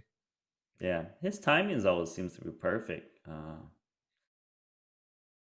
And the truth is, he should have won one already. Like we know that one tournament where he got the 3 all-ins, and like that was the one. But it is what it is. Ace 7 here, straight draw, backdoor flush draw. It is a bigger bet he's facing, which he doesn't like to see. Still makes the call, and that turn card. I usually expect Jalbert to give up, but when the king comes, I feel like it's a mandatory bet. You got 2 overs to the previous board. Draw to the nuts. The king represents you. Unlikely your opponent has the king to check call. I would love to see him bet again. Javier, I also feel like strikes me as someone that's a bit paranoid about his opponent having it. And like the 7-8, you know, like it's unlikely, but there are moments where they do have it. But Javier does bet, and he takes it down, wins a big one. So he chips up to 3.8 million. And Niklas will just continue raising. I think we have one more hand before our second break tonight. We only lost 2 players in the first hour. We lost 3 players with actual stacks this hour. And I think just like most hands, I think Niklas is going for the golden ball right now, Nanonoko. Have you done the golden wall yourself, Roddy? You should try. No, but Sasha posted a picture the other day on her Twitter or Instagram where she won almost every hand. There was like one hand that she didn't win, and she won almost every hand. I was like so close to the golden wall, and she probably looked at it and like, "What the hell is Roddy talking about?" Yeah, you should just reply, "Almost had the golden wall," and just see if she just responds to like, "What is that?" All right, guys, that's going to do it for our second hour of week 44. Niklas Astedt is our dominant chip leader. We're going to see if we can close it out after this break. We'll see you in 4 minutes and 40 seconds. Hello, everybody. Daniel Negreanu here with some good news from the GG Poker Network. We've been preparing a promotion for the new year called GG Care. As any poker player might know, sometimes you find yourself in what we call unfortunate situations, some ugly bad beats, right? Well, that's where GG Care comes in. GG Care will take care of you with huge prize pools available every day. Let's see how you can get your GG Care benefits.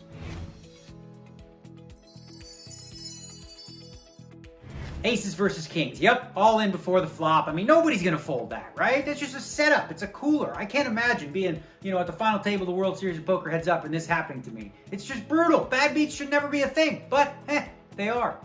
Thanks, GG.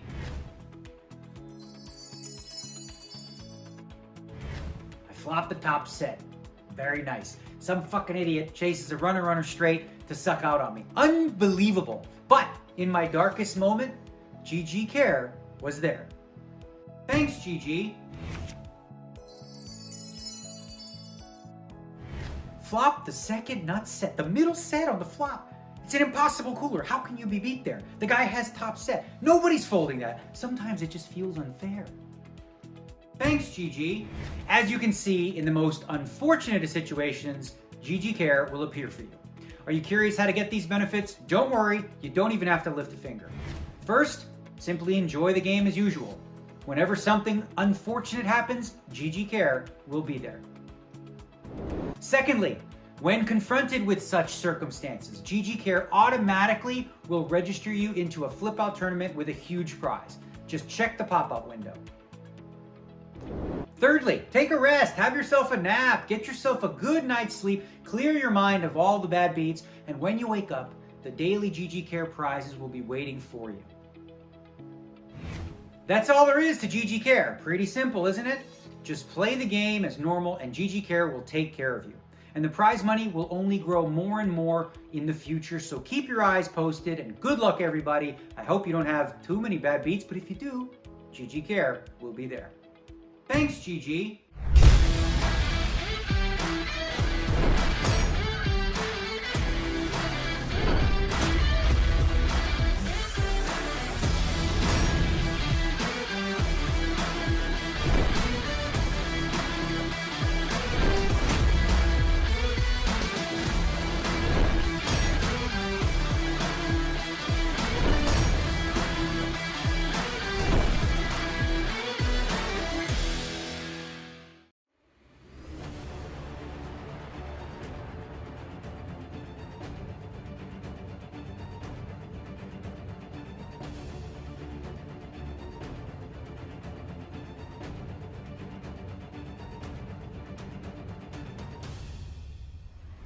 Elkie was waiting to come back to the final table. Fedor holds things. Oh my God. Michael Adamo is the best.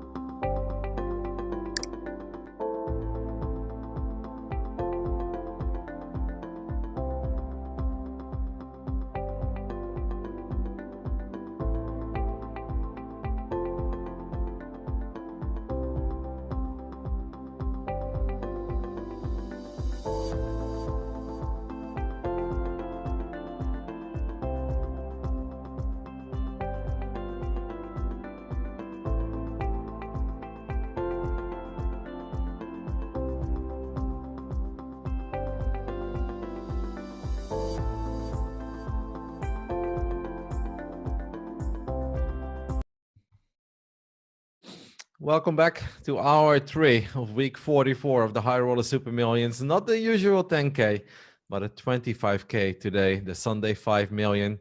And now, Noka, before we see the first hand, I want to tell you something. I kind of hate doing self-promo, but this is not really self-promo. It's more like for the show.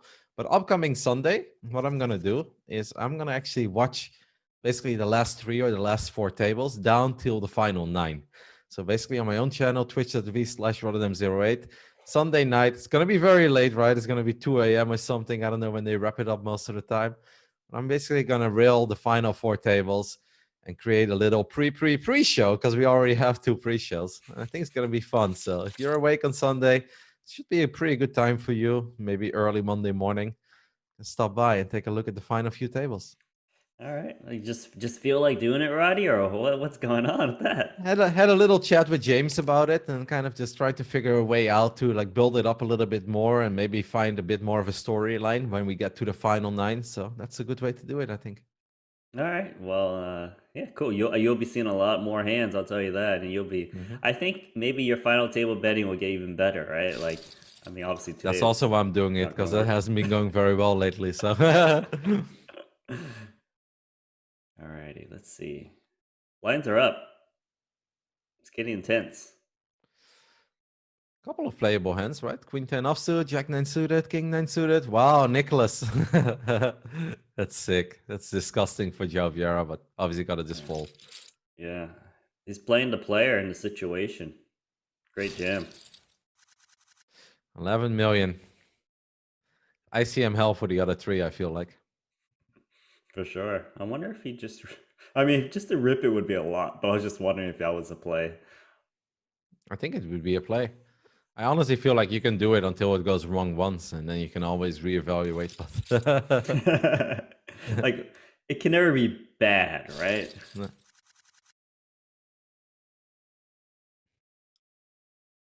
I want to say that he's got a set because Niklas is one of his outs, but Vieira, pocket force. You got a lot of flat equity if you jam this one. Yeah. Nice play. I was just wondering if he was going to do it because Sean Daniels is getting quite short. And even if you can't make quads, a set is still pretty good. So you want to see that. You want to rabbit hunt that one so hard. Niklas receiving walks. Sean Daniels obviously chipping down real quick. He's now down to 13 or 14 bigs. This is where things get a little bit dire. Give me the Niklas Astedt versus João Vera heads up, though. That's what I want to see. It's pretty possible. It's pretty possible. I'd like to see Jason Koon make it just for the sweat. Be fun. Well, Jason Koon, I think his best performance in Supermoon so far is a 4th. He gets a lot of 4ths, and he's very similar to João Vera. 4ths and 5ths at our tables. I think this is already the best performance of João Vieira, though, right? I remember seeing a lot of 5th places. I wonder if he got a 4th before. But obviously with the bigger buy-in, this helps a lot more too. Ah, Niklas. A win of a pair of 3s. Nice. Pair of 3s in the kicker place. Pocket 7s. Ooh. Must jam. This is a must jam spot, righty? I hate 7s so much, but yeah, I do. I know. I was going to say, it's been a long time since I finally picked a winner, but when I do, I had to pick it when they got the chip lead. Yeah, I feel pretty good. Exactly.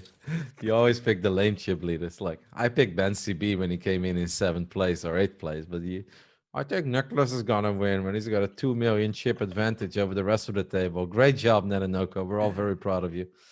Yeah, I also picked Ben Ward. He was the chip leader. He had a big chip lead in that special edition.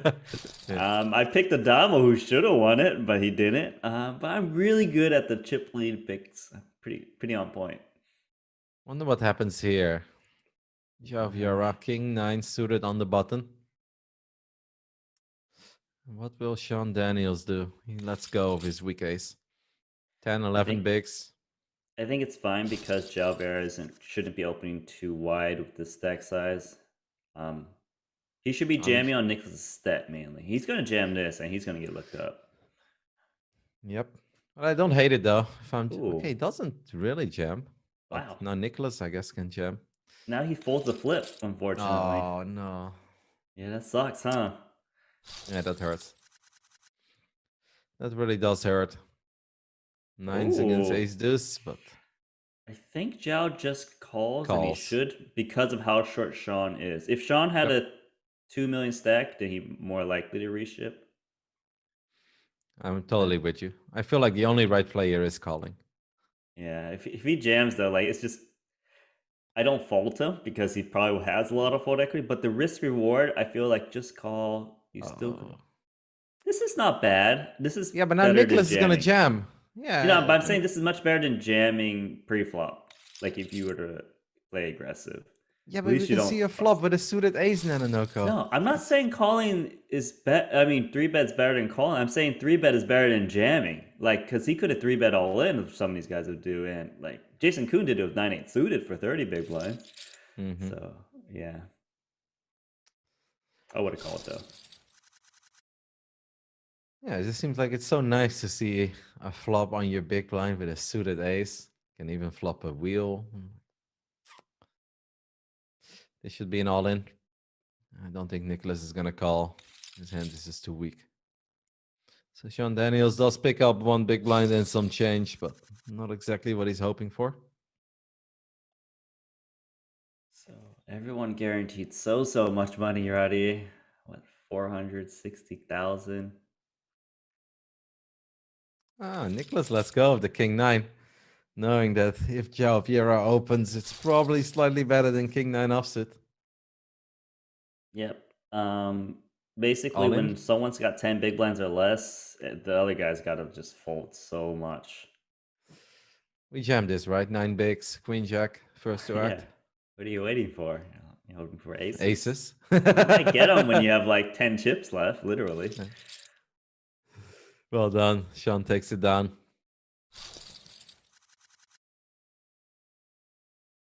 Uh-oh. Should be folding. Yeah, Vieira doesn't want to get out of line. He's obviously not even closing the action there, too. Mm-hmm. All in. Queen deuce like... again? Pretty sure he had queen deuce last.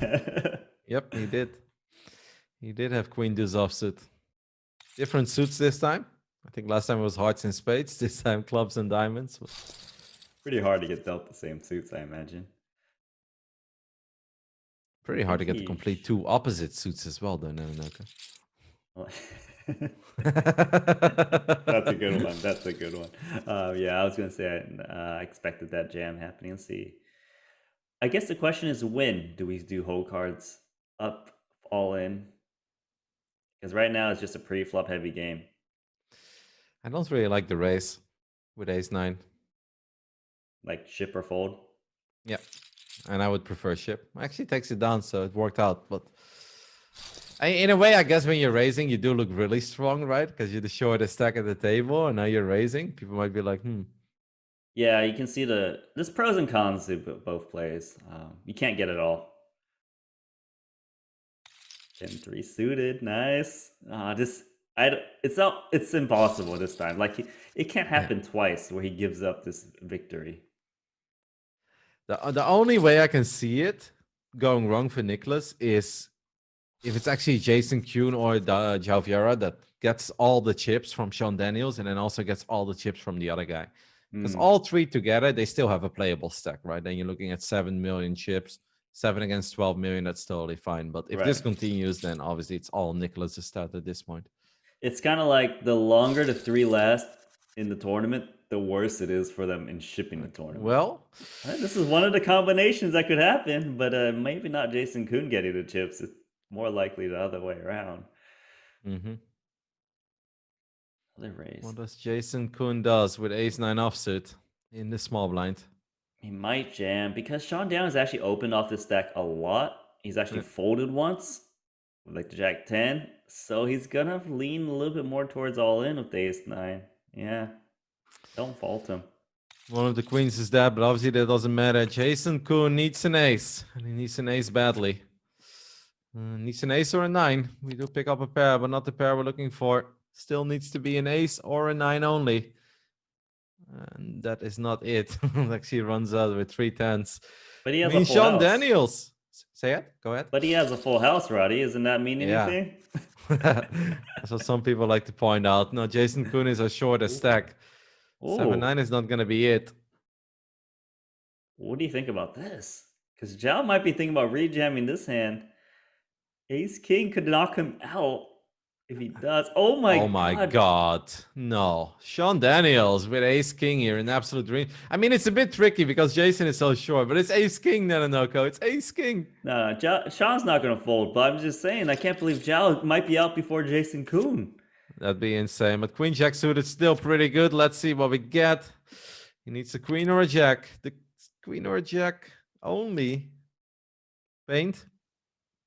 Nope, that's it. That's a 10 or a 9. That is not good enough. Unbelievable. Oh my goodness. He showed so much patience. Now he gives all the chips to Sean Daniels.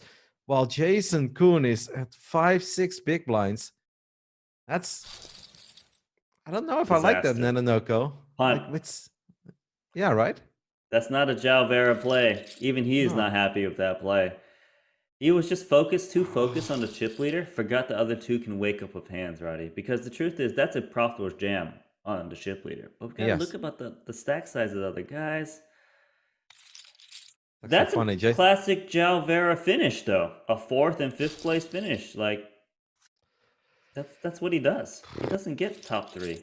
Roddy? I mean, it's obviously really unfortunate for him that Sean Daniels does wake up with Ace King there, but it's felt so unnecessary with Jason Koon being down to 5 big blinds. Like Queen Jack suited, it's pretty, but is it a $160,000 pay jump? I think this is a call coming up with the Jack 9. Niklas is shoving some worse than Jack 9. You're short. It's like how many know how many big blinds he calls. He does make the call. Jack 9 can obviously get there. So far, he doesn't get there. We need a Jack or a 9. Jack or a 9 only. No Roddy bet, is it live? Jack? No, that's a spade, so it cannot be a Jack. That's it. Jason Koon is out in 3rd place, and we are heads up. Where Niklas Astedt has a monster lead. 14 million chips against the 6 million of Sean Daniels. And look at Sean Daniels. He was so quiet, just kind of chugging along, and now he's here. Heads up. Like he had the most annoying final table for like the first hour and a half or so, right? Like he just lose pot after pot after pot. Shoved the 10-9 for 10 big blinds, and he's been running kind of hot, but like he hasn't really done anything. Like it's been very like calm, simple, right? Oh, he did do something. He blew up with Queen 7 for no reason. Yeah, I remember that. Yeah, that was unnecessary, but hey, who cares? He's heads up right now. Niklas has a full house here. So that's for a little bit. Yeah. Guaranteed 820K, and they want to get like a $250,000 pay jump right now if they win it. Yes. Yeah. Yep. A little over even. Good luck catching Vieira. Oh, I'm so tilted for Zhao Vieira because he displays so much patience in general, and I feel like he's so ICM aware. And to do it then on that moment, that's crazy. I'll tell you what he was. He actually was really focused on the chip leader, and that's what happened. He forgot there's 2 other guys in the tournament, and that's what happens a lot. You focus on the guy who's just raising every single hand. You're like, when can I re-steal from him? It's like, oh, it's a good hand. It's gonna work. It would have worked, but forgot about the guy behind you.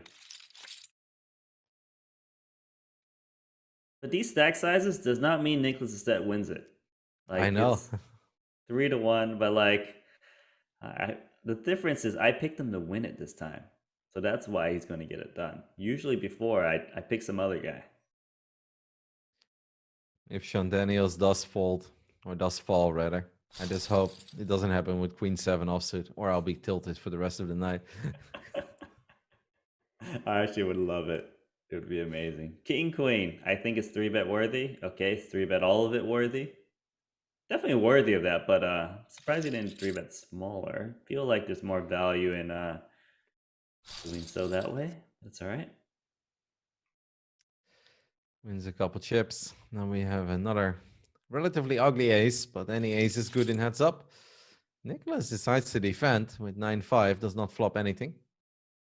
I mean, we've seen this guy play heads up so many times. So, like, I'm almost like we're most in touch of his game heads up than anyone else because just from pure quantity. He's got a lot of weak backdoors, so he might check raise it. Okay, no, I was gonna say it hit 6, good at 8, 12. I think it'd be a bit unnecessary. Yeah, I mean, I just we can't unsee those backdoors, Roddy. Once you become that, once you hear about it, you can't ever unsee it. Niklas flops mid pair here with a 6-3 offset. That's definitely worthy of one big blind. Some Daniels may see a turn, and that's one of the See? turn cards you kind of want to see, right? Maybe a 9 is even better, but the king The is pretty backdoor. good. I would check the Jack 10. I think it has enough showdown value in this spot. It does. It's not gonna win, but like, yeah, Jack 10's a nut non-ace high. Nut ace. Is it? Yeah, it was. The nut high card is not ace high. It's a weird thing to say. They're not low. It's not the nut low. The They're nut not nothing. mid? The nut They're mid. not nothing. That's not an ace. And he Even an ace. calls. Wow, he calls. Really feeling it. I have the feeling that Niklas almost thought that he was bluffing there. He's gonna be pleasantly surprised to see that he got called by Jack High. Yeah, Sean Daniels is it's a high card type of hand player. I'm gonna jam the 6s. Sean will let it go. It's gonna be very. I'm definitely feeling Niklas tonight. It's kind of what bothers me the most, Nanonoko. It's not that Niklas is gonna win because I'm happy for him and I think he's really good, but that he wins the one edition that's sort of the high roller Super Millions, but not totally because it's the Sunday 5 million, and that definitely rubs me the wrong way. It's just like everything combined. It's is this 44 weeks, you say? Yep. 44. He wins it on the 4-4. The pocket fours week. Like if he wins it with pocket fours, man, he's really needling you hard, Roddy. Yeah. It's gonna happen probably too. He's gonna get it in with 4s against kings, and he's gonna flop a set, and I'm gonna be molding over here. It'll be weird if Sean Daniels wins too, because I feel like he's done not too much besides play Queen 7 this whole tournament. Well, he's gonna play 9-7 suited here. Yeah. He limps. Niklas got aces. I feel like you kind of want to call here, right, with 9-7 because his flop's pretty good. Uh-oh, this could be it, Nanonoko. This could be it. Yeah, it really, really could be. I hope Sean Daniels just calls here. Racing would be a disaster. Oh, the 7. Just to give him a little more to be hopeful about. I wonder if Niklas' set slows down at some point, or is he just going to target the king? Bet again. Aces is pedal to the metal, man. Heads up. You don't really care about the board. We just keep betting. Yeah. Just bet. Put it in your bank account. The 4. Nice run out. Yeah. Week 44. 4 of diamonds on the river. Sean Daniels going to be a hero with a 7. Goes for it all. This Almost seems like a dumb spot too. I was going to say to hero call off on the river, though. Nice fold. Niklas extends his lead. He's been here before. These stack sizes. He's done this before, Roddy, 100%. Yes, but this time I feel a lot better about it for Niklas. It really does feel like it's been his tournament. So it seems like we always have 20 million chips in play, huh? Like we've seen the 7 to 2 million before. What was the big hand that Niklas, was it against Jason, right? Where he went from 5 million to, oh yeah, with the Jack 9, right? Where he flopped 2 pair and he turned the 4 house and Jason Koon had the nut flush. Yeah. I feel like that was a real turning point tonight. At that point, Niklas started to run away with it. Even that hand wasn't that big. It wasn't like it was big for what we've been seeing, but we haven't really seen some crazy we haven't seen much post flop like craziness. I feel just a lot of solid learning plays today. Let's see what Sean Daniels does with Ace Jack suited. Obviously a monster. 600, nice. I think I want to call here with 9-8. Flop bottom pair, couple backdoors. Sean Daniels flop stop too. Call. Turn an 8. Okay, come on. That's quite unlikely, Roddy. I know. But if it's written in the stars, it's written in the stars. I guess Niklas is gonna have to give up here, right? When Sean bets. Yeah. I was wondering if Sean Ooh. should check. I don't mind it because of how shallow he is. I wouldn't like a check if you had more chips, but with this one, it makes. Did he snap check that river? Yeah. I don't like that Snapcheck one. the river. Because if my opponent didn't take the bait on the turn, I doubt he's going to take a bait on this card on the river. Oh, he's just sitting out now. What happened? He just quit? Oh no, that's kind of. Oh, well, Niklas got 6.5 minutes of time bank left, so he can obviously stall a little bit until Sean Daniels is able to reconnect. I guess we're having an internet issue. It's pretty funny because Niklas says like, "Oh, this is a great time to show my class. I've got pocket queens, and I'm gonna I'll wait until you're back, mate. Don't worry, okay? I've got you." Yeah. Okay, the true class play here, Roddy, would be to fold, just because he got to walk the last hand. I don't know if he's gonna do it. He's gonna raise, okay, but like that'd be the true class play to do, Roddy. Don't do it like this, Niklas Astedt. Come on, you've got 17 million chips. Don't do this, guy. Okay. Oh, he's sitting out too. Niklas is sitting out as well. I like. Can't read that. But you know what's bad? He shouldn't sit out. He should time bank fold. Yeah, because the blinds go up really quick, which is very bad for the short stack. Correct. Oh, it's okay. There we are. Oh, wow. Welcome back. A6 against A10. Yeah. Nice timing to sit back in, guys. Good luck, mate. Good luck. All in call. And it's all, oh my God, you're kidding me. A6 against A10. Welcome back, Sean Daniels. Okay, promising flop at least. We pick up extra outs. We need a 6 or a 3, or it's all over. 6 or a 3. Nope, that's the ace of hearts, and that is obviously no good. GG, guys. Niklas Astedt has finally sort of done it, as he wins the High Roller Super Millions week 44.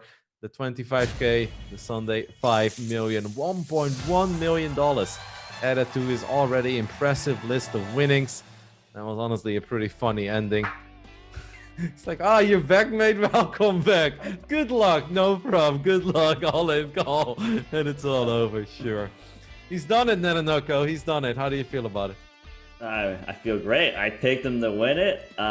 Look, we know he should have won it by now, right? And when he chooses to win it, he wins the one worth $1.1 million for first. All-time money Super Millions winner, most profitable Super Millions player by far, 100%, not even close for anyone else anymore. He's such a solid. I've been hyping him up throughout this final table. Like, he's really a guy I would want to, like if I kind of pick an MTT coach, like that's my guy, 100%. Like he's not reckless, but he's solid. He knows when to take stabs and bluffs in there, but you know, like he keeps getting it done over and over again, right? Like we've got a lot of guys that reach our final tables that don't have anywhere near as good results as him, like Ruinef and European. These guys, and they strike me as similar type styles, right? But Lena just keeps getting it done over and over again. But I want to talk a little. That's just the Sean Daniels, man. This guy he just got pummeled the whole first hour and a half. Gets 10 big blinds, 10-9 off, so he goes in, doubles up against our eventual winner. He gets a good run of cards. He gets the heads up, a blast off of Queen 7 randomly. He gets the heads up, and he just decides to disconnect or whatever on accident, I'm sure. And he sits back in a little bit too early. He needed to sit out a little bit, one more hand later, to maybe have a chance. Just one more hand, and that could have been very different. I mean, you said you think the Jack-9 pot was pretty big, but it wasn't that big. But I feel like it was a real turning point, because Niklas obviously took an early lead right over the table. He came in as chip leader. He extended his lead by 1 million extra chips or something along those lines. But then he started chipping down, and I think when that hand started, he was around like 4-point-something million. That became a pretty big pot. I think 3.8 million in the end. And that made him go from 4 million all the way up to very close to 8, while the guy who was supposed to be chasing him kind of dropped down to the lower end of the 3 million. And I feel that's kind of where the domination started. And it was obviously a pretty sick hand, right? With the ace king, ace clubs, jack nine flopping bottom two pair, turning a full house, another club on the board. I honestly feel that was the key hand of the night, man. It definitely was the key hand of the night. It wasn't a big pot in terms of big blinds compared to most other pots, but in terms of this final table, it was probably the biggest pot we've seen, the biggest post-flop pot. It was a really solid final table. Most guys weren't really that out of line. They were choosing smart 3-bets and things like this. The thing is though, that probably gave Lena 900 the edge he needed to eventually win this tournament, because he got to see a lot more flops that he normally wouldn't get to see. Example is that ace king hand. A lot of guys would 3-bet the ace king and he wouldn't be calling out of position with the jack 9 suited, and even getting the opportunity to create that 8 million stack. Because you're right, if say Jason Koon 3-bets it like some other regs would, the stack sizes would be the same. Like Lena would have the similar stack to Jason Koon, right? 5 million each, and everyone else had 3 million. They wouldn't be able to control the table. But once that pot happened, Niklas Astedt had the table captain flag, and he used it. He played great, excellent. Yep. I love the way he plays, and Roddy, he's got 11 final tables, one win, sick. Like 3 or 4 second places. He's the best, really. Like, and the year's not over. How many more final tables is a real question. Yeah, well, if he keeps playing every Sunday, it's probably gonna rack up real quick. Probably gonna try to defend his title next week, and he's not a guy that fires 5 or 6 bullets, but if he wants to, in a regular 10k after winning the 25k, he could probably do it. Now, Lena 900 is an absolute beast, and I definitely think a well-deserved champ. We gotta talk a little bit about Vieira though. Like, he's normally so, I don't want to say tight or conservative, but ICM aware, I think is the best way to describe Vieira. He doesn't make those kind of plays normally, and sure, it's a great play against Niklas, and even if Niklas would have had ace-king, I'd be like, whatever. I still like the play, but with Jason Koon being at 5 big blinds, we're talking about 150k pay jump. That was pretty insane with Queen-Jack. Definitely a bit insane. I don't like the play because of the fact of how short Jason was. If Jason had 4 or 5 more big blinds, I like it a lot more. Because, you know, Jason's not forced to get it all in real soon. Because Jason actually busted the next hand right after. Vieira, he's destined for 4th and 5th place finishes. What can I say? They're all amazing scores. Actually, like 200k minimum apiece. But like, that's the best he can do. I think it's a little bit of a mistake. I really do think what I said was right though. That he was just tuned into the chip leader. He knows how Lena plays because you know they play all the time. He knows he's raising any 2 cards, maybe like 90% or 80% of his hands, right? And he forgot about the situation where you can outladder someone. That happens, and that's why you got a shot clock. You got to use it sometimes, because I think if he thought about it, if he had even a 130 seconds to think about it more, he would have realized the risk-reward ratio wasn't there. And that's going to do it, guys, for week 44. I think overall pretty fun episode. Obviously, we saw players be a little more grindy because of the massive pay jump since this was a 25k. We hope you guys are enjoying the GG Spring Series Festival so far. Obviously, let us know how you're doing. You can always post your scores on Instagram or Twitter. We will be back same time, same place as always next week with probably just a regular 10k. And like I said before, this upcoming Sunday night, at least Sunday night for Central European time, which would be Sunday afternoon, I guess, if you're on the East Coast or West Coast. I'll probably take a look at the last 3 and last 4 tables. If you guys want to watch that live with me, you're more than welcome. Twitch.tv/RotterdamZero8. I'll try not to forget, but I'll definitely be there. I think that's gonna be it, Nano. Should be I mean, I'm already excited for the next one, right? Whenever we have one, it's like done. It's like, that was fun. I want more. Give me more poker. Yeah. Oh, and by the way, Roddy, I did pick the winner, and your final table bets all didn't work out. Just reminding you. Just reminding you. You know, Nano, I'll give you a standing ovation the day you pick a winner that doesn't come in with a top 3 stack, okay? Let's just adjust these rules a little bit. From now on, we're no longer allowed to pick top 2 stacks. Keep it at that. Look, it depends on who's on the top. I'm just telling you who's going to win it. But I have one question for you. One more question, Roddy. Yeah? Do you think Niklas Astedt is still playing right now? You mean right now? Yeah, like he just won $1 million. You think like he's gonna go celebrate, or he's like, no, I can't miss the 1K super shooter or whatever you guys call those tournaments. Like he must be playing, right? He's multi-tabling as we speak. This was on a side table. That's why he didn't sit out immediately and he waited a little bit. Oh, he's not celebrating anything. I think these guys, they'll probably start celebrating when the Spring Series Festival ends, right? Then I think you can kind of make up your balance and see how you've done. That man is in the zone right now. He's in the Matrix. He just shipped the 25K. He ain't sitting out a goddamn hand for the next 24 hours, Nanonoko. He's firing up everything. All right, well, it's been great, Roddy, and I'll see you next week. Looking forward to it. Thank you guys so much for watching. Make sure to like and subscribe to the channel if you haven't done that yet.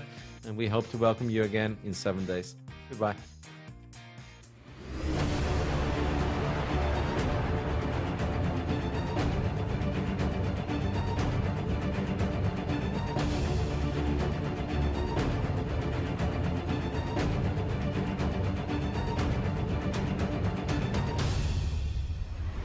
Elkie was waiting to come back to the final table. Fedor holds things. Oh my God. Michael Adamo is the best.